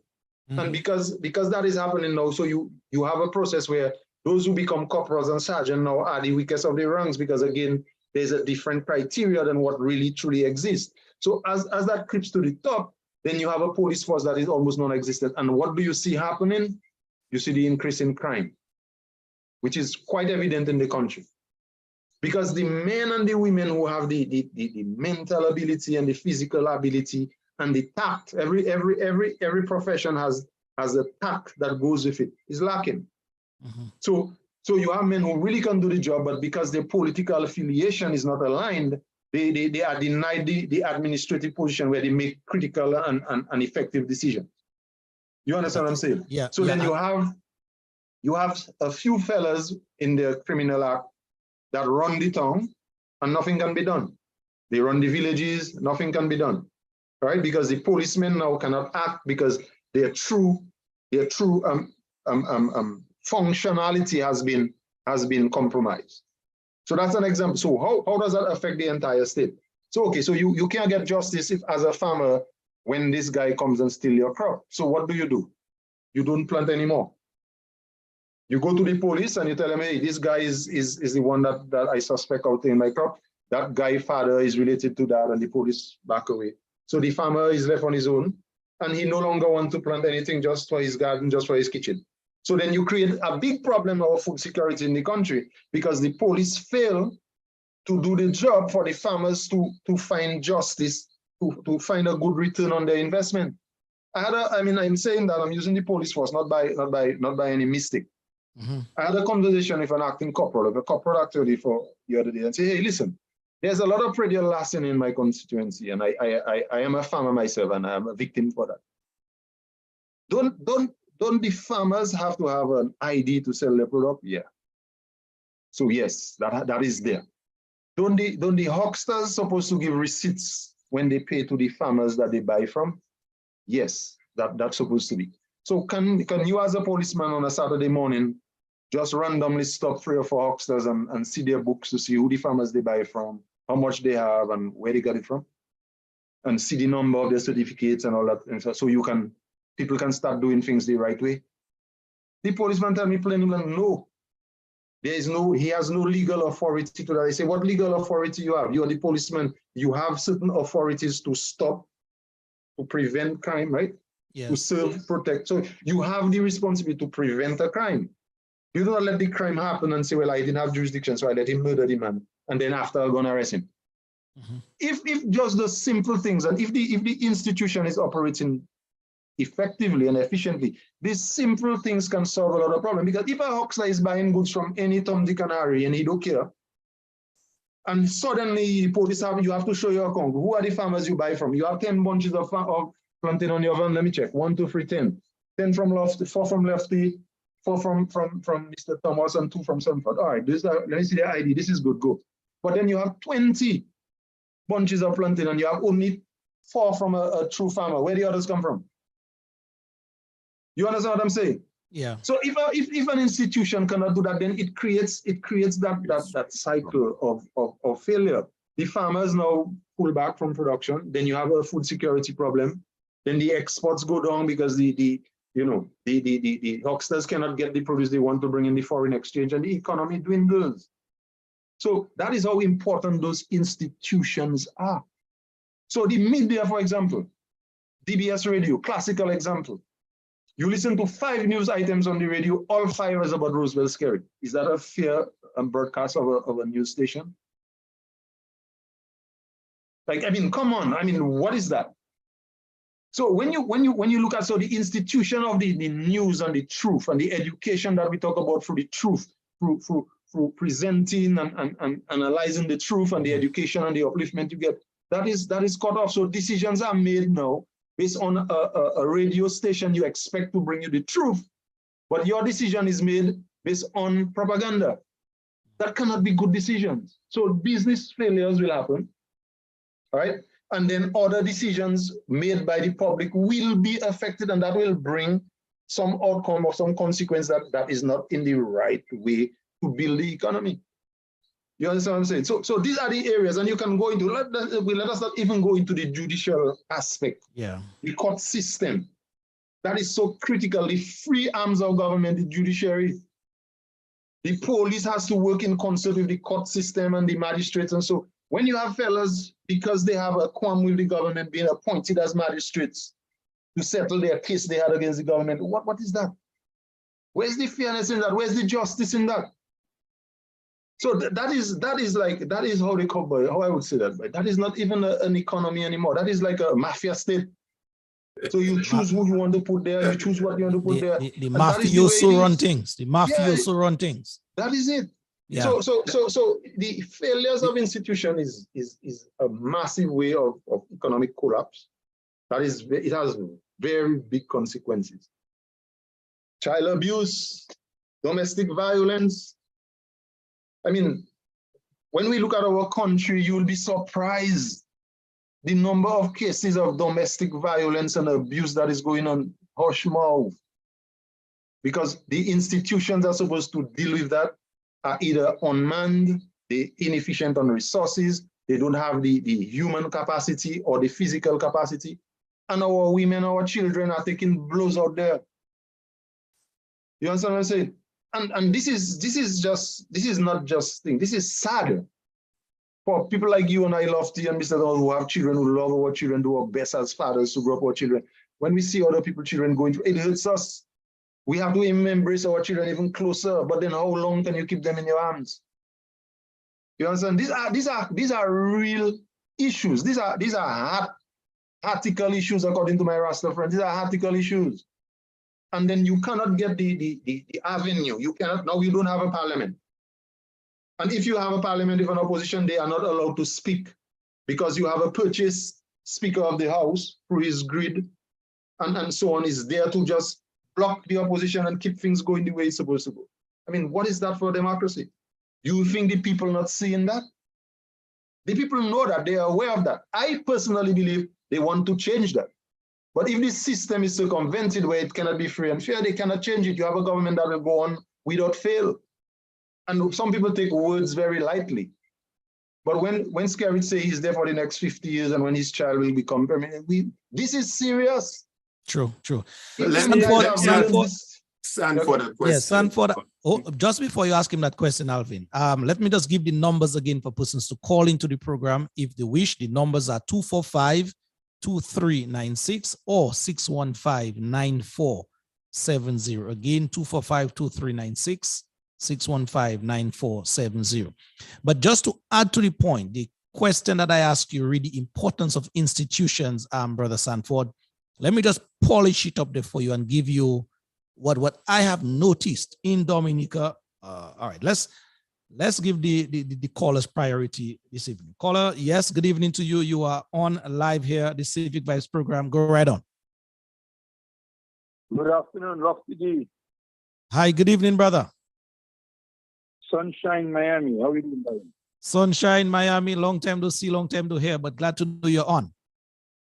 Yeah, bro. Let me tell you that gentleman you have on there, Mr. Sanford. I want to give him a bow on his program tonight. And Lofty, honestly and truly, if I was in a position to give you an award, I'd be the first one to do that because, gentlemen, honestly and truly, the country is not moving in the right direction.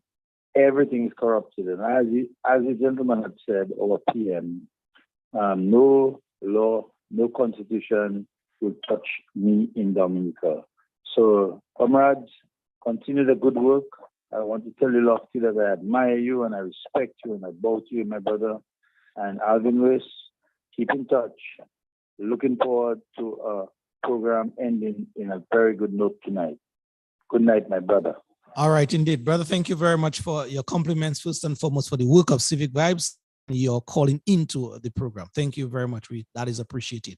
Sanford, I was making a point to you earlier that I asked you that question before because what I have noticed, Sanford, is that these institutions that you mentioned there, they are so important for a democracy or country that operates under democratic rule. These institutions of state are the bedrock. They are the foundation of any thriving democracy. But over the years, it is sad to report that there has been this sort of systematic dismantling of these institutions of state. And so we are now having the fruits or the rewards of that systematic dismantling. Everything didn't just tumble on overnight. And so what you're presenting tonight, Sanford, it is so on point. It is so timely so that we, the Dominican public, can be much more energized now to ensure that even in this decadent situation that we're in now, we can raise our voices. We can try to raise the bar because you and I can help in the process. When we go, for example, to somebody's institution, there are certain things from their standpoint that are supposed to be meted out to us from a professional standpoint. And if it doesn't meet that bar, we can say that.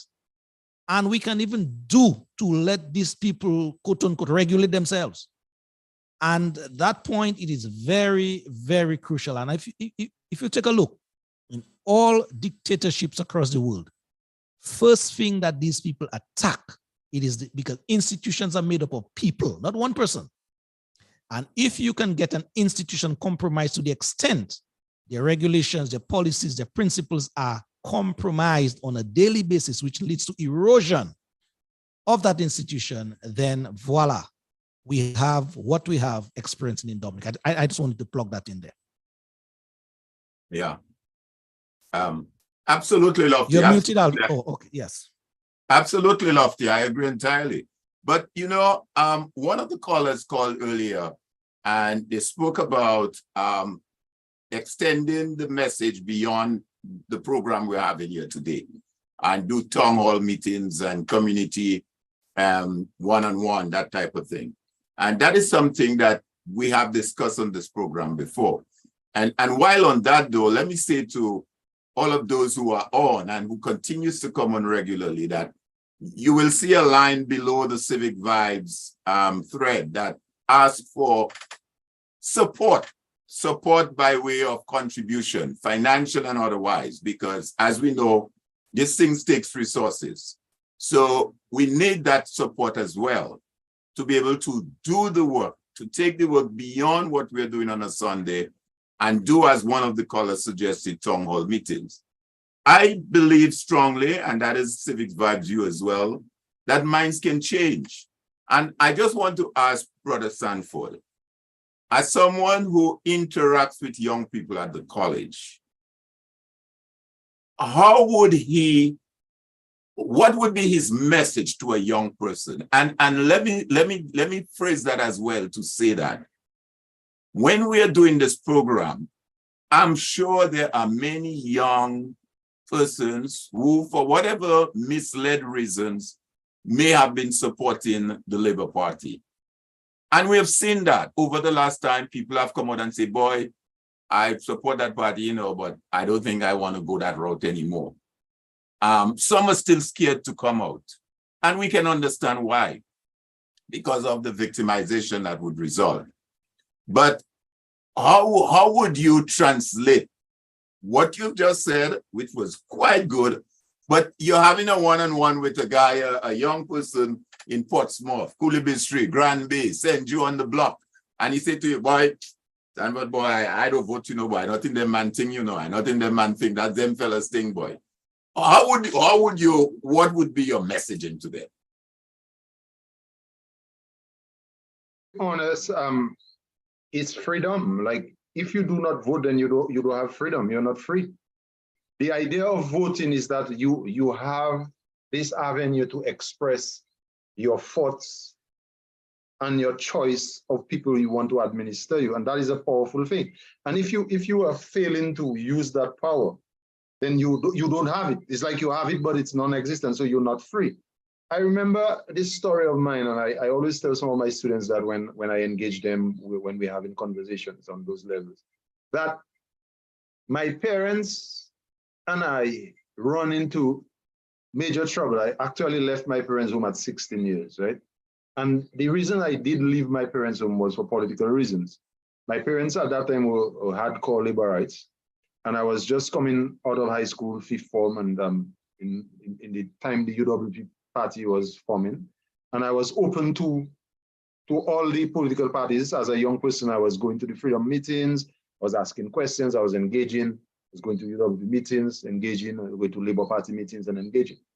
And I saw an incident at Point Saliba at my Elvin's house, which is where the former Chief Hilary Frederick parents, very hardcore liberites from way back when. And Rosie Douglas took the platform and he was giving a speech, and then he grabbed a little boy from the crowd, placed him on the edge of the porch, you know, the veranda, there's a little edge, and the people were there, and he said, I'm going to make him a doctor. And everybody was clapping and so on and so on and so on. And I went home and I told my mother, but that cannot be right. Because to become a doctor, you would have to first go to high school, get an education, and you have some entry exams. And just taking a boy up and saying that you're going to make him a doctor, take his name, have his parents come and take their names and so on. This is deceit. This is deceitful. This is not real. And I don't think you all should be supporting a party that is so deceitful. And my parents are getting into big trouble with me. Like, who are you to come and tell us what to do? But I had the boldness to tell my mom, but listen, mom, you didn't finish primary school. I am now completing high school. I think I have a better understanding to help you understand those things.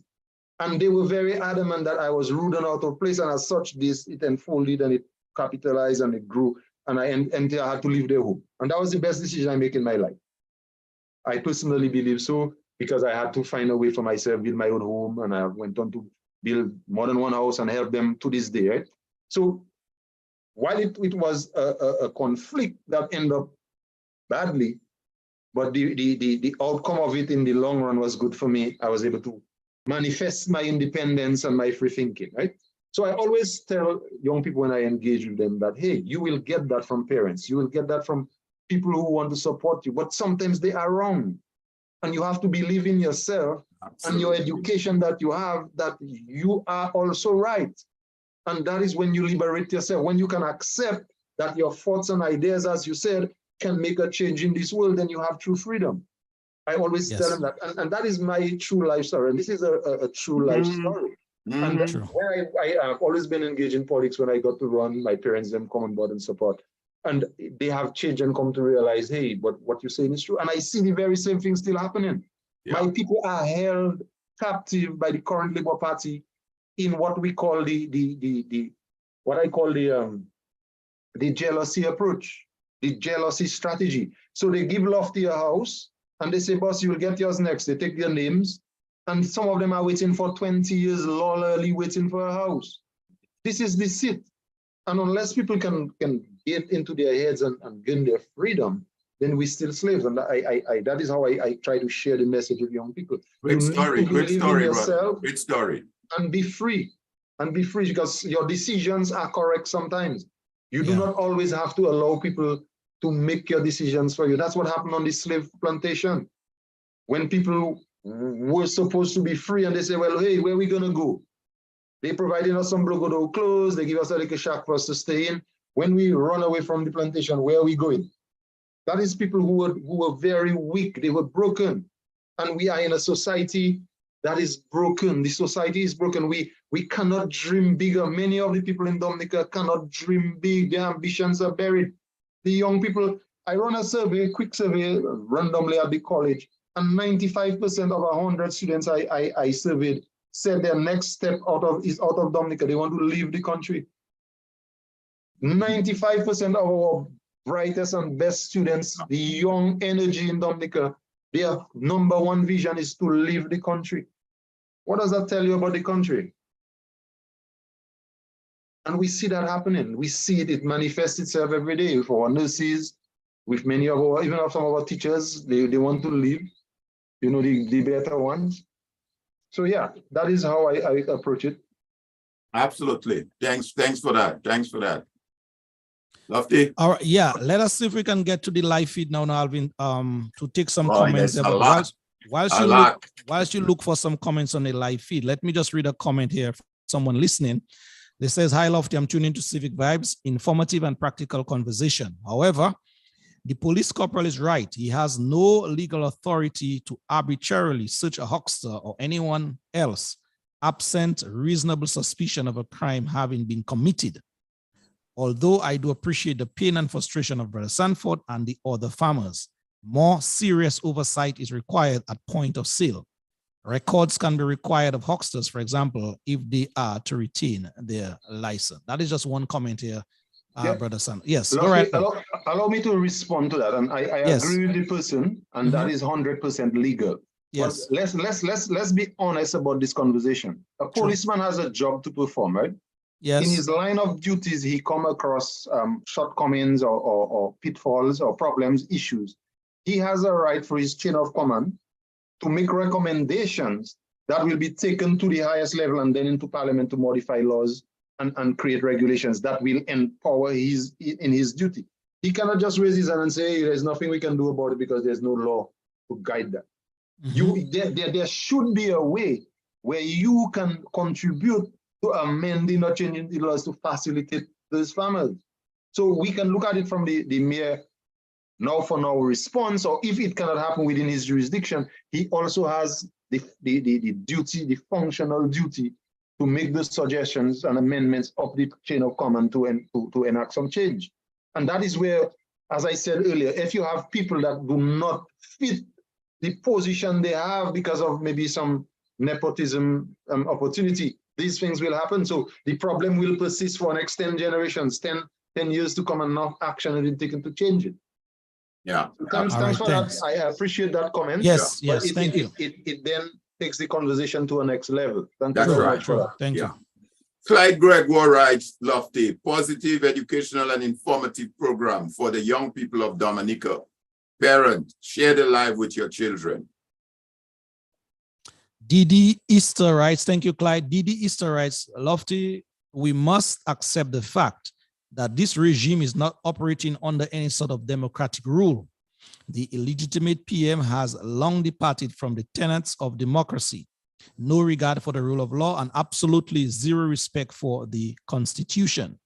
We have a criminal enterprise passing as a government. It's time Dominicans take the necessary actions to get rid of this, to rid Dominica, of this impediment and threat to our democracy.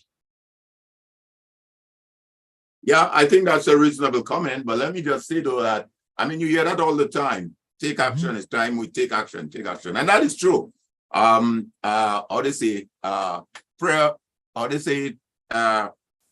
without action, or faith without action. Faith without works is dead. Without works is dead.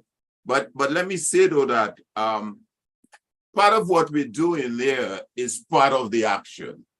And again, let me state, for those of us on the live or who may have read, Alvin, not tripping you. Let's try and take some more comments on the live feed. Yeah, for sure, go ahead. Go ahead. Because or people are there and they are contributing as well. Yeah, go ahead. I agree. Patricia Zamor writes, if you choose not to vote, your vote is not counted. I guess that is a comment based on the example you gave of the young lady who was talking on Facebook earlier in the week. Franklin Timothy writes, your parents were poto, and you're young and conscious, a long time. Would keep it up, my brother. All right, Franklin, thank you very much for your comments here. October very own writes, and even the ability to leave is under threat. It is even harder to leave Dominica now because of the very quote-unquote politics that we refuse not to take part in, or to take part in rather. Whether or not you vote, you now need a visa to go to the United Kingdom because of government mismanagement of the CBI. In his own words, leadership is everything. Dave Bertrand wrote, if the opposition forces don't see the need to go to the villages, we must find alternatives. Grenada is a living example. True. I am in total support. We've taken a message, to every corner of Dominica, and I will do my part. Let's inform, educate, and liberate this country.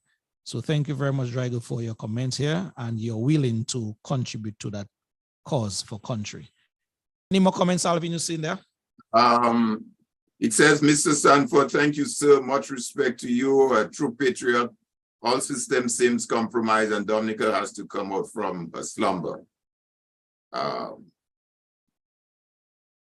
Quite a few positive comments in terms of the presentation. Ivinia Joseph writes, present teachers, great presentation, learned so much. Thank you for in Civic Vibes. Indeed. Brother Sanford, okay, let's take that telephone call coming in here. And there's another question that a young person posed on the chat. I'll be punching it at you in just a while after this telephone call. Caller, good evening. You are on to the Civic Vibes program. Welcome.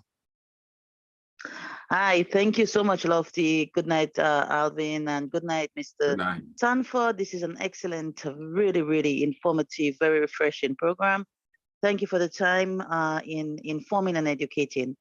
Just listening to Mr. Sanford's analysis of, the situation in Dominica and the correlation between free and fair elections and the whole socioeconomic aspect of Dominica.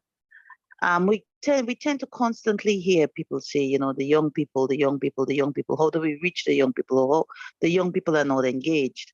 And seeing that he's someone who works closely with young people, what types of strategies would he suggest to kind of break through that level of, maybe just not engaging, non-engagement? How can we reach these young people to get them to respond and react and even get involved in that process for change? Because after all, we are the only ones who can demand that kind of change to fix our country.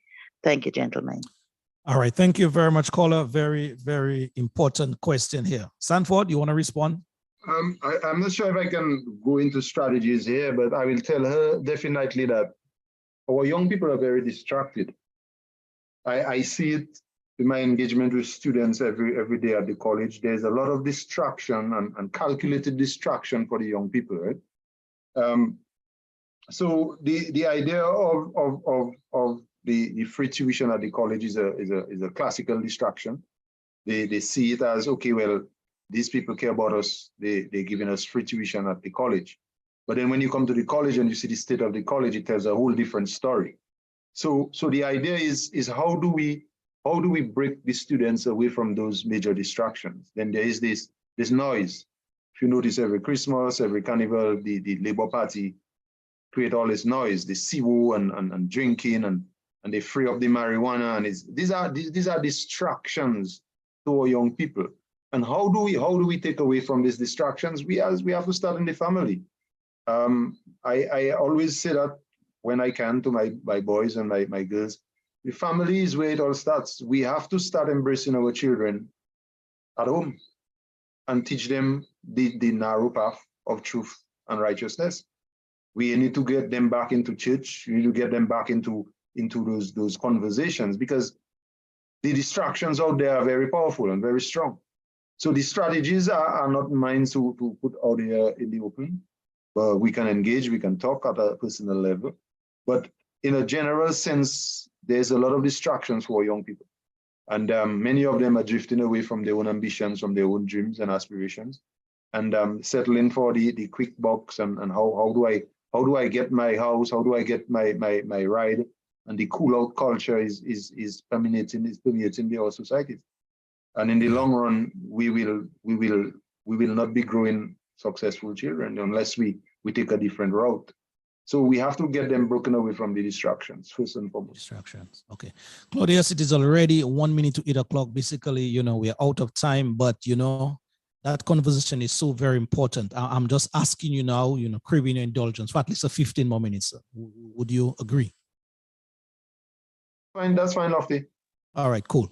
There's an important question that a young lady posted on the chat earlier, and I took note of it, and I see I would have to ask you for your response in that regard.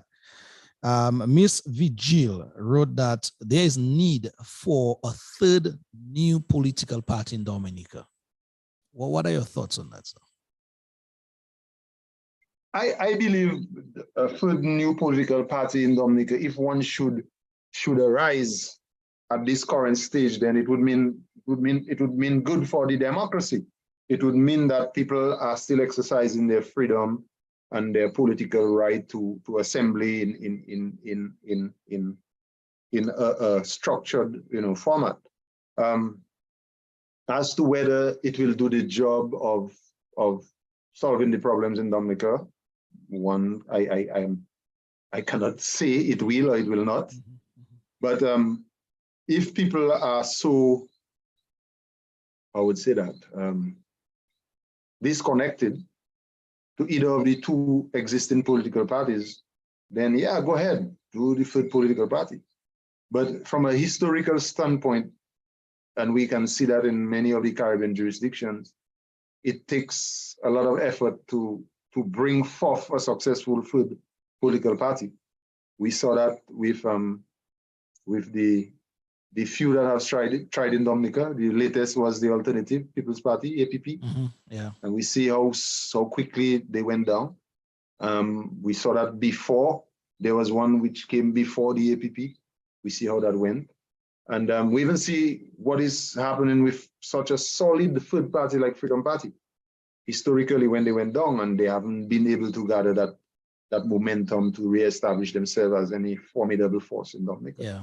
So historically, it's going to be difficult, but I think it's a good thing for democracy and the expression of freedom and of choice and so on.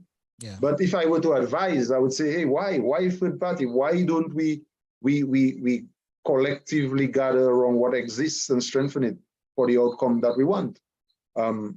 We may not like certain things about the party from a distance, and I'm saying that with caution, because a lot of people cast judgment from a distance. Yes. Not doing the necessary research, not getting the quality of the interaction that is needed so their voices can be heard.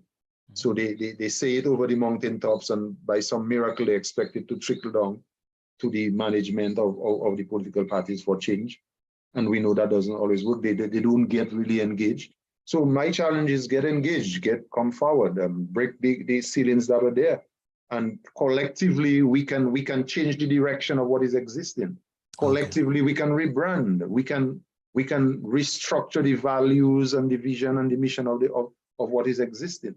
And we know for a fact that the Labour Party has lost its way, and that is being manifested in the words of the core people of the party. If you really look at Labour Party, and Matthew Walters is the latest to come, late but still necessary, I believe. I think he should have come out earlier, because that exists for a very long time, and it gives people a bad taste, because it's like, you may be not benefiting anymore. It's set up, this thing where people don't step up and speak their truth at the time when it really matters, right? But if you go back and you look at some of the founding members, those guys who really believe in the all shall eat principle, they are no longer the Labour Party. The Labour Party currently now is a mafia organization. And people can tell me what they want, that is what it is. Mr. Skerritt is the greediest man alive in the whole Caribbean.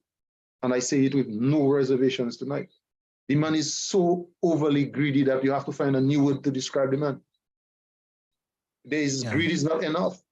And people can see that. People see that. I mean, you see that all the time. The way the man gets on with that CBI program, and it like there's something mentally wrong about the level of greed that the man is manifesting. You understand? So people know that is not the answer, but we cannot now keep shouting over the mountains and trying to achieve things that are historically proven to be unsuccessful. Let us gather around one central collection. Let ideas count, let ideas flow, let exchanges happen, and let us create that change in a very civil and organized way. Yeah. Just on a side there, Claudius, I'm watching you now. I'm taking a good look at you now. Have anybody told you you're looking like Mr. Ron Green? I get that all the time. And No, trust me. I'm seeing Ron Green in you, all brother. the time, and I go with the flow. I'm his All son. I'm his son. I'm Mr. Yeah. Green's son. All right. Yes. David. Go ahead. No, I just wanted to say quickly, I subscribe to what Claudius have just said there. I mean, he couldn't have said it better. Mhm. And let me just say very quickly, though, Lofty, Yes. let us not fool ourselves that the elections we've had over the years have not been true and fair elections. Let's understand that clearly. Let's understand that clearly. If a guy goes on the football field and steals the game every time, that doesn't give him the win, you know. He may feel you have the win, and that is the problem we've had over the years, that those elections have been corrupt, and the CCJ says that quite clearly. They tell you this: the list, the electors list, is the central part of an election that makes a government legitimate or illegitimate. And our list is more than the population of Dominica. So herein lies the problem. We got to change minds, and that is where the work is. How do we get these young people, those on the side, those who are in the middle, to say, well, hey, and the older folks as well. We say young people, like the last caller said, but the mature folks as well. Hey, we've had enough of that. We're going to change this thing, and this is how we're going to change it. Yeah, thank you. Caller, you're on the line. Good evening to you. Yes, it's me again. Let me just make a quick comment on that last question I heard. When I'm on the phone, I cannot hear the program. But the question of a third political party, to me, that's Leroy Schilling for speaking now. That doesn't make no sense at all. That's how we start time long. Can I tell you why? We already have maybe about 3 or 4 political parties, because the Freedom Party is still active. The Labour Party is active. Well, the Labour Party is dead, but Civic Party is active. The UWP, and I think they have an APP or something like that. But Lofty, the size of our population, for any party to get a majority, we have to chip some. Okay, for example, UWP need to chip some vote from the Civic Party. Or if the Freedom Party was to assume reign, they would have to chip some vote from the UWP and the Civic Party. But Lofty, when we are mature in a democratic country and we know the important role a democratic system plays, where we have a free and fair process and everybody should be equal on the law, our allegiance must have to be to Dominica. For example, I'm supporting the United Workers' Party now. But if they drift from the principles of my vision and their vision, which is a democratic system, the rule of law, the fairness, the transparency, the accountability, I'm going to leave them. I can't support them. You see, you have to support what is right. It's the Freedom Party, and that's what democracy is about. It's not about, Dominica is bigger than this party. If you support the Labour Party or the Roosevelt Party, and they are deep in corruption, you have to say no. If they are victimizing people and they are discriminating people, arresting people, innocent, you cannot be part of, as principle, I will say, you know what, I cannot support you no more, no, but we'll have to go to the Freedom Party or the APP or, but our system is only 2 parties dominate at any one time. It was Labour and the DPP, DUPP, then it come Labour and the Freedom, then it come UWP and Labour. But it is only 2 parties that dominate at a time, but we have a lot of other parties. But what we have to stick to is our principles, our vision, our accountability, and our democratic way of life, the rule of law. And any one of these parties that go out of it, I am out of them. Thank you, Lofty. All right, caller, thank you very much for your very passionate contribution here. I think we have We have time. We have 5 more minutes. So gives us time for at least 1 or 2 more points, and then we're going to ask Brother Sanford to, make his closing comments, having reassured us that he's willing to come on for second and third round. Brother David Joseph writes, if it is true that the police cannot randomly confront a huckster without what is considered to be reasonable suspicion, what rights do the police have to have random checkpoints for illegal guns or driver's license or insurance?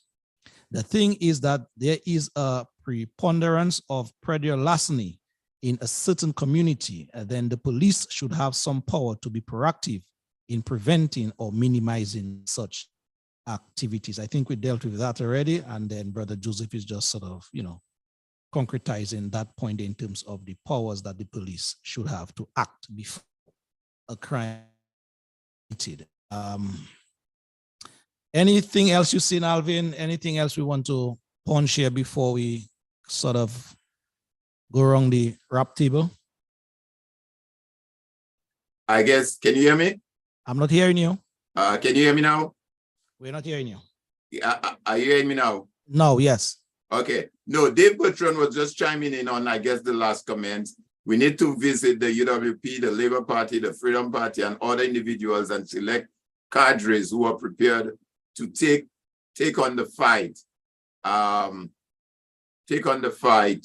the new street party or something like that. Yeah. So basically, I guess he's saying there needs to be a collision, there needs to be a coming of the forces. The new scary party, not street, scary party. Scary.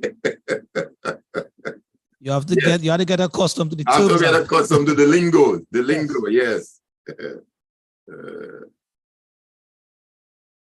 All right, so it is 11 past. Yes. Yeah, just to come in there, it's a conversation that has to be had. Like we've seen what has happened over the last 20 years. We are aware of the situation in Dominica. The process of elections have not been fair by all measures. And I made the point earlier that even the Minister of Finance not making the adequate resources available to the electoral office is already in itself an interference in the fairness of an election. And we can look at it from many different angles, right? But the conversation has to be had about the current state of our political maturity in Dominica. And Mr. Walters raised the point that the Labour Party has not followed its constitutions for over 10 years now. And by that measure, by that statement, it means therefore that we have been having an illegitimate government, because there are procedures or precedents, as they say in law, I think in one of the African states, where an election of that sort was taken to court, where the leader of the party didn't go through the constitution in selecting the candidates for an election. They won, and it was challenged, and the election was overthrown. So I think there is a precedent. I just can't remember the case off my head right now, but there is an opening for legal considerations now with what is currently existing in Dominica. And hence, the idea of a third party, if this has to be challenged and proven to be true, then the idea of it becomes less and less potent, because it makes sense that the existing opposition party have been cheated all the time. So it's a matter of reconsolidating, bringing together the power of different minds and ideas, and creating a new direction for what is already existing into the future. And that is where the young people come in. That is where their engagement in the political activities of the state becomes very critical. Yeah, we had someone on the line, but the person could not wait for you to finish your sentiment. So caller, if you can call back within a minute, then we'll facilitate your point or question. But we have now to do the wrapping up, as it was. So Brother Sanford, again, thank you for the time, brother. Well executed conversation tonight. I must say you came well prepared and delivered. We are looking forward right about now to round 2, round 3, maybe even a round 4 in terms of more solution-oriented aspect of the conversations we are having here on Civic Vibes. What do you want to say, Sanford, in terms of your parting words? You leaving us with something that we can all remember. So let me first say thank you for reaching out to me.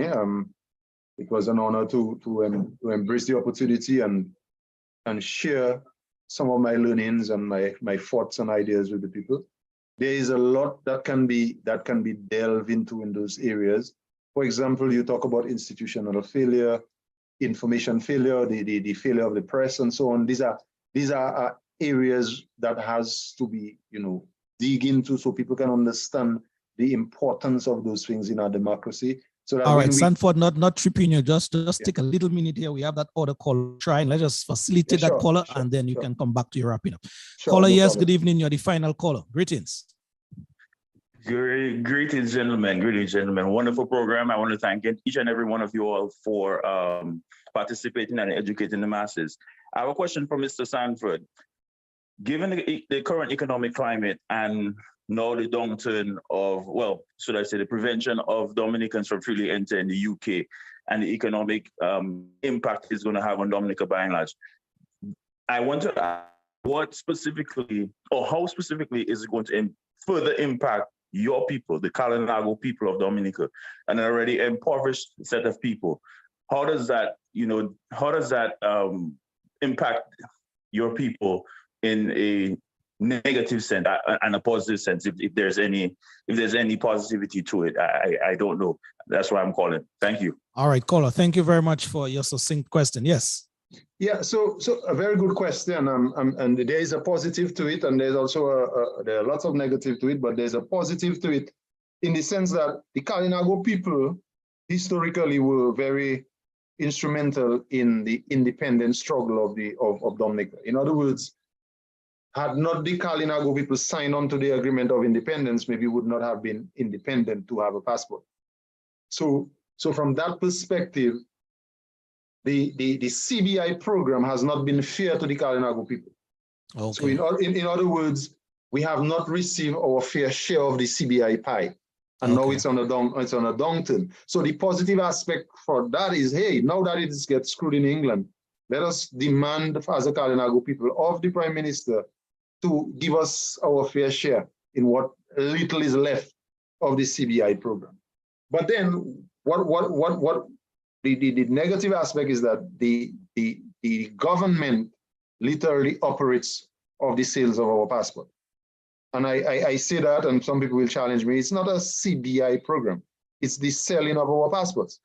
Because a CBI program has an investment component to it, and we are not seeing investments from the CBI money. We are not seeing new factories going up. We are not seeing new entrepreneurs, benefiting from research and development and looking to come with some new innovative way of transacting business or new sectors of the economy emerging from resources of the CBI program.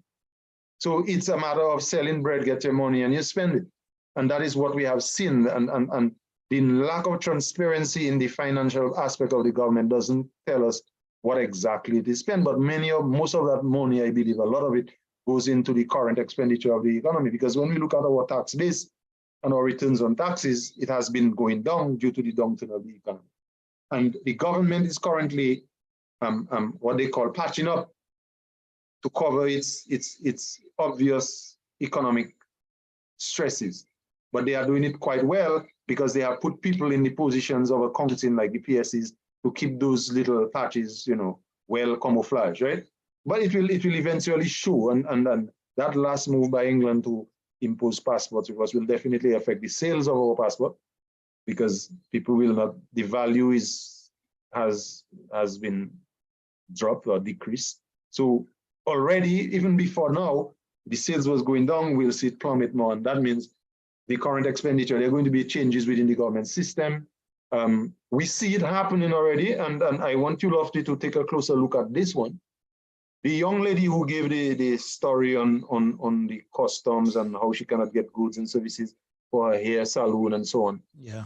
In there is a lot of stuff, because what has happened is over the last few years, because the revenue streams of the government has been depleting, they have gone into the customs area and increased the prices on people there dramatically. And that is affecting all the other sector, but nobody is saying that because people are not looking at what is happening. Or those who see it and knows it are closely aligned to the political elites and they keep it on the wraps. This is what is happening. Things could be a lot cheaper in Dominica because the government is milking the customs service in Dominica on the backs of the people. And nobody is willing to call them out. I'm calling them out tonight.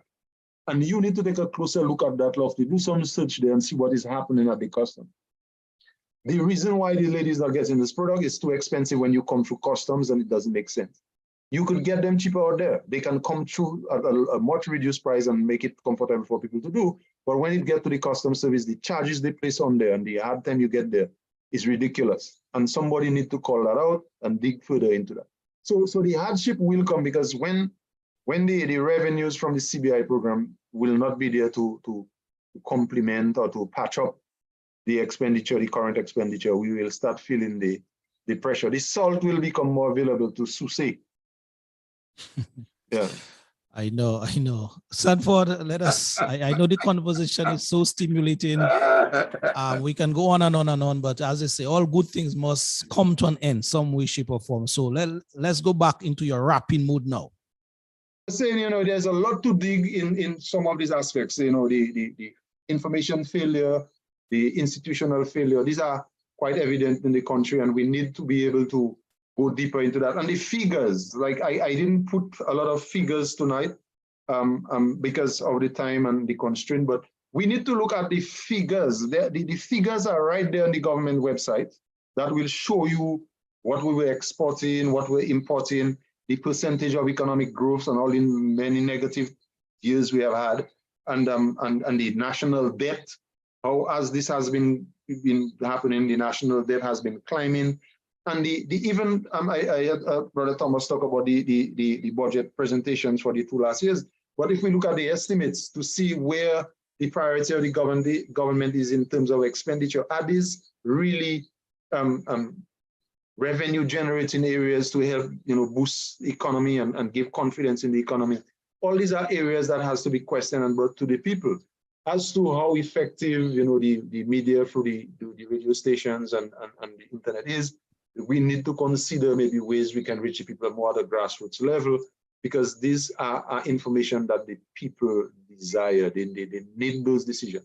The Labour Party has done well to keep those conversations away from the people and focus on the maligning and the name calling of the opposition. And that strategy has maybe worked for them for some time.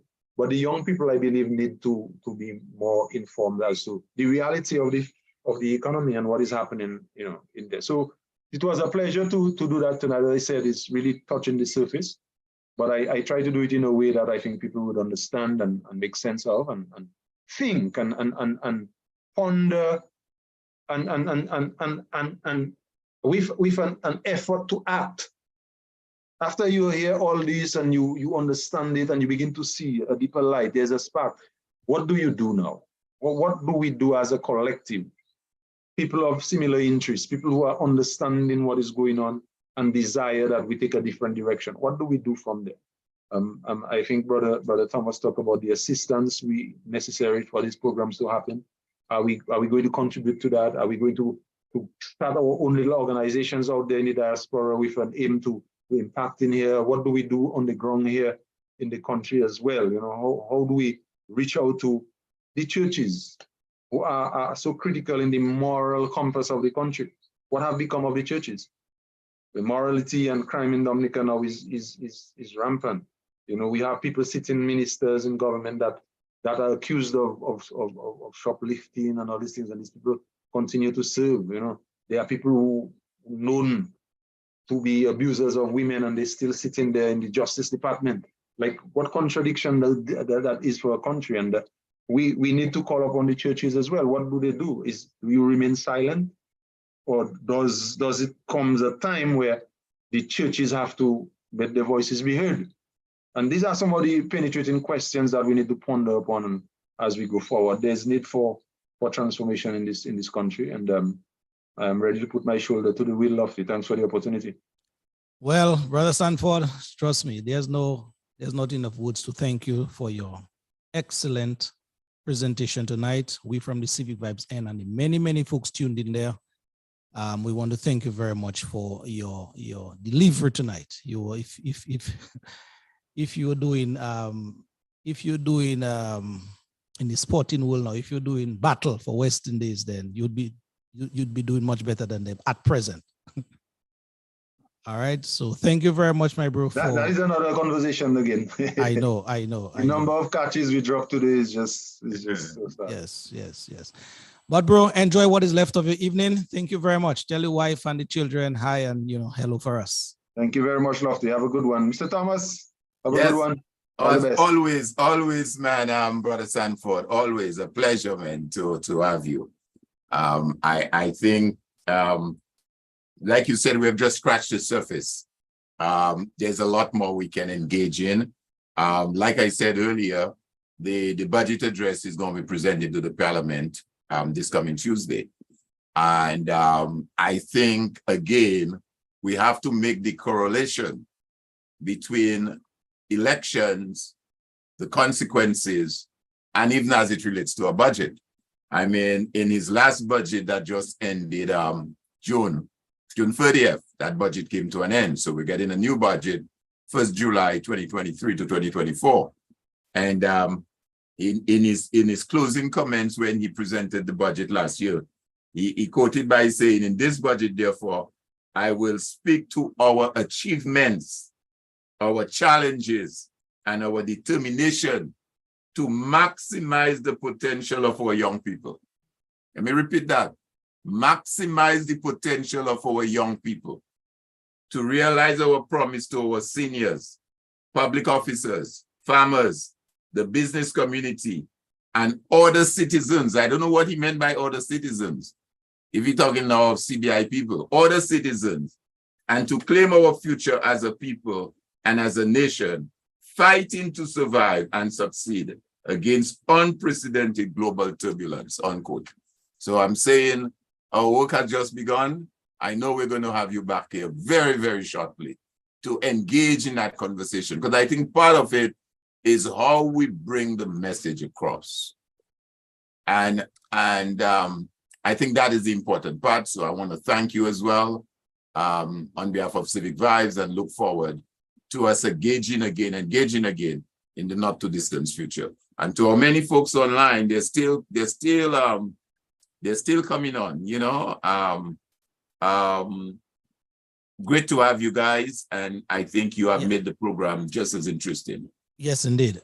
Thomas, thank you very much for your closing comments here. But just before we close, it would be remiss of me if I don't, articulate something here before we leave. There's one person on the live feed now, and that person, the name pops up as Addison Baptiste. Let me just be categorically clear here, Mr. Baptiste, or whoever you are, male or female. I know some persons use phony names or hide behind phony names. Let me just say here, Civic Vibes is a civic-oriented program where all, I repeat, all, A-L-L, all views must contend. And so if you, Mr. Addison Baptiste, have a dissenting view based on what you heard or what you're hearing when you come on, there are the telephone numbers that you can call into the program and state your case, make your case clear so that we can understand where you or persons with your thinking, you guys are coming from. It doesn't really make sense for you to come on a program and you are just there shooting shots in the dark. It doesn't make sense. For example, when you said, stop this man, what does stop this man mean? Who am I to stop? What am I stopping him for? So, those kind of unnecessary distractions, please, we can do better than that as a people. Civic Vibes, as I said, is a civic-oriented program and not this kind of partisan, low-down, crass kind of conversation that basically doesn't edify, doesn't lift up, doesn't do any good. So when you come on that space, when you come on that platform, sir, if you don't have anything of note, of worth to contribute to the program, as Anil Roberts said to Roosevelt Skerrit, it is better, and I'll be very blunt tonight, it is better that you shut up and please don't, in that case, write or even call and prove to the world that, I will stop it here for now. All right. So, folks, I want to thank you guys very much for being part and parcel of that conversation tonight. Brother Sanford gave it his all. He gave it a good push tonight of just where we are in Dominica, and of course, the solutions that can be had to help, rectify our woes in Dominica. Dominica is a blessed country, by the way. We have our natural beauties, our nature is, on the side of us.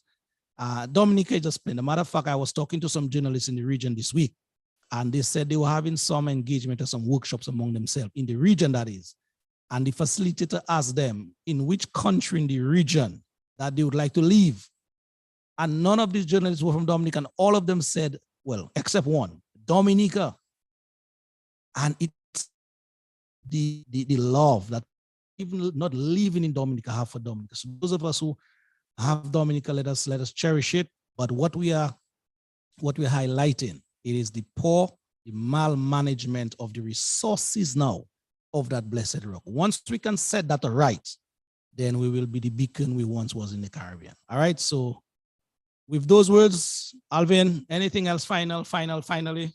No, I think you've said it all. I think we've had a very great program today, notwithstanding the distractors that you have. And you're going to have some of those distractors. We can take the choice to pay no mind. I think by and large, some of these folks need to be converted. It's like Paul on the road to Damascus. So, but I think overall the program went very well, and I'm sure we will have our brother Sanford with us again, where we can have that kind of civic lessons, if I may call it that, civic engagement, which we were in class. Exactly, what our organization. But I think we got to take it beyond there to the nooks and crannies, as they say, of the island. So thank you, brother Sanford, and you have a great week. You and your family have a great week as well. Lofty and all our many folks who are on there with us, have a wonderful week, productive week, and God's blessing to all.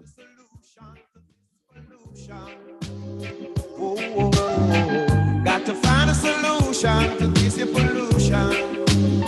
Yeah, got to find a solution to this pollution. Oh, got to find a solution to this pollution. The poor man. All right, Dominica, it's 8:30 here in Dominica and the rest of our region. And that is where we have to take us out from this program. But 2 hours time well spent indeed. So from us to you, a very good evening. Yeah. Gas gone up, bus fare gone up, rent gone up, phone bill gone up, light bill gone up, tax gone up, car parts gone up, and we can't take the fuss. And there has got to be a solution to this pollution. Yeah, gotta find a solution to this pollution. They're growing, gotta find a solution to this pollution. Whoa, whoa, whoa, whoa. Gotta find a solution to this pollution. Only the poor man of me, yeah. The poor man of me, oh, the poor man of me, I know. Only him feels it, yeah.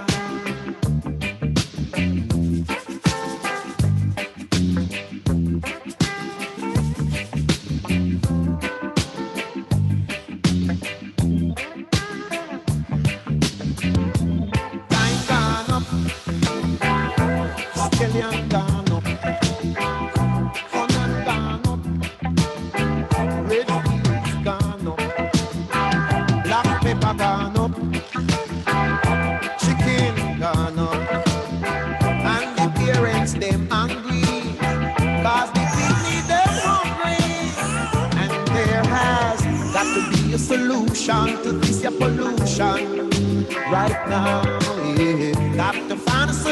solution to this pollution. Promises won't help. You got to find a solution to this pollution. We've been waiting for a solution to this pollution. Only the poor man I feel it, yeah.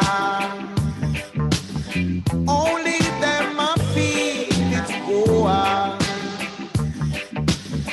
Only the poor man I feel it, yeah. Only him I feel it, oh. Only the poor man I feel it every time.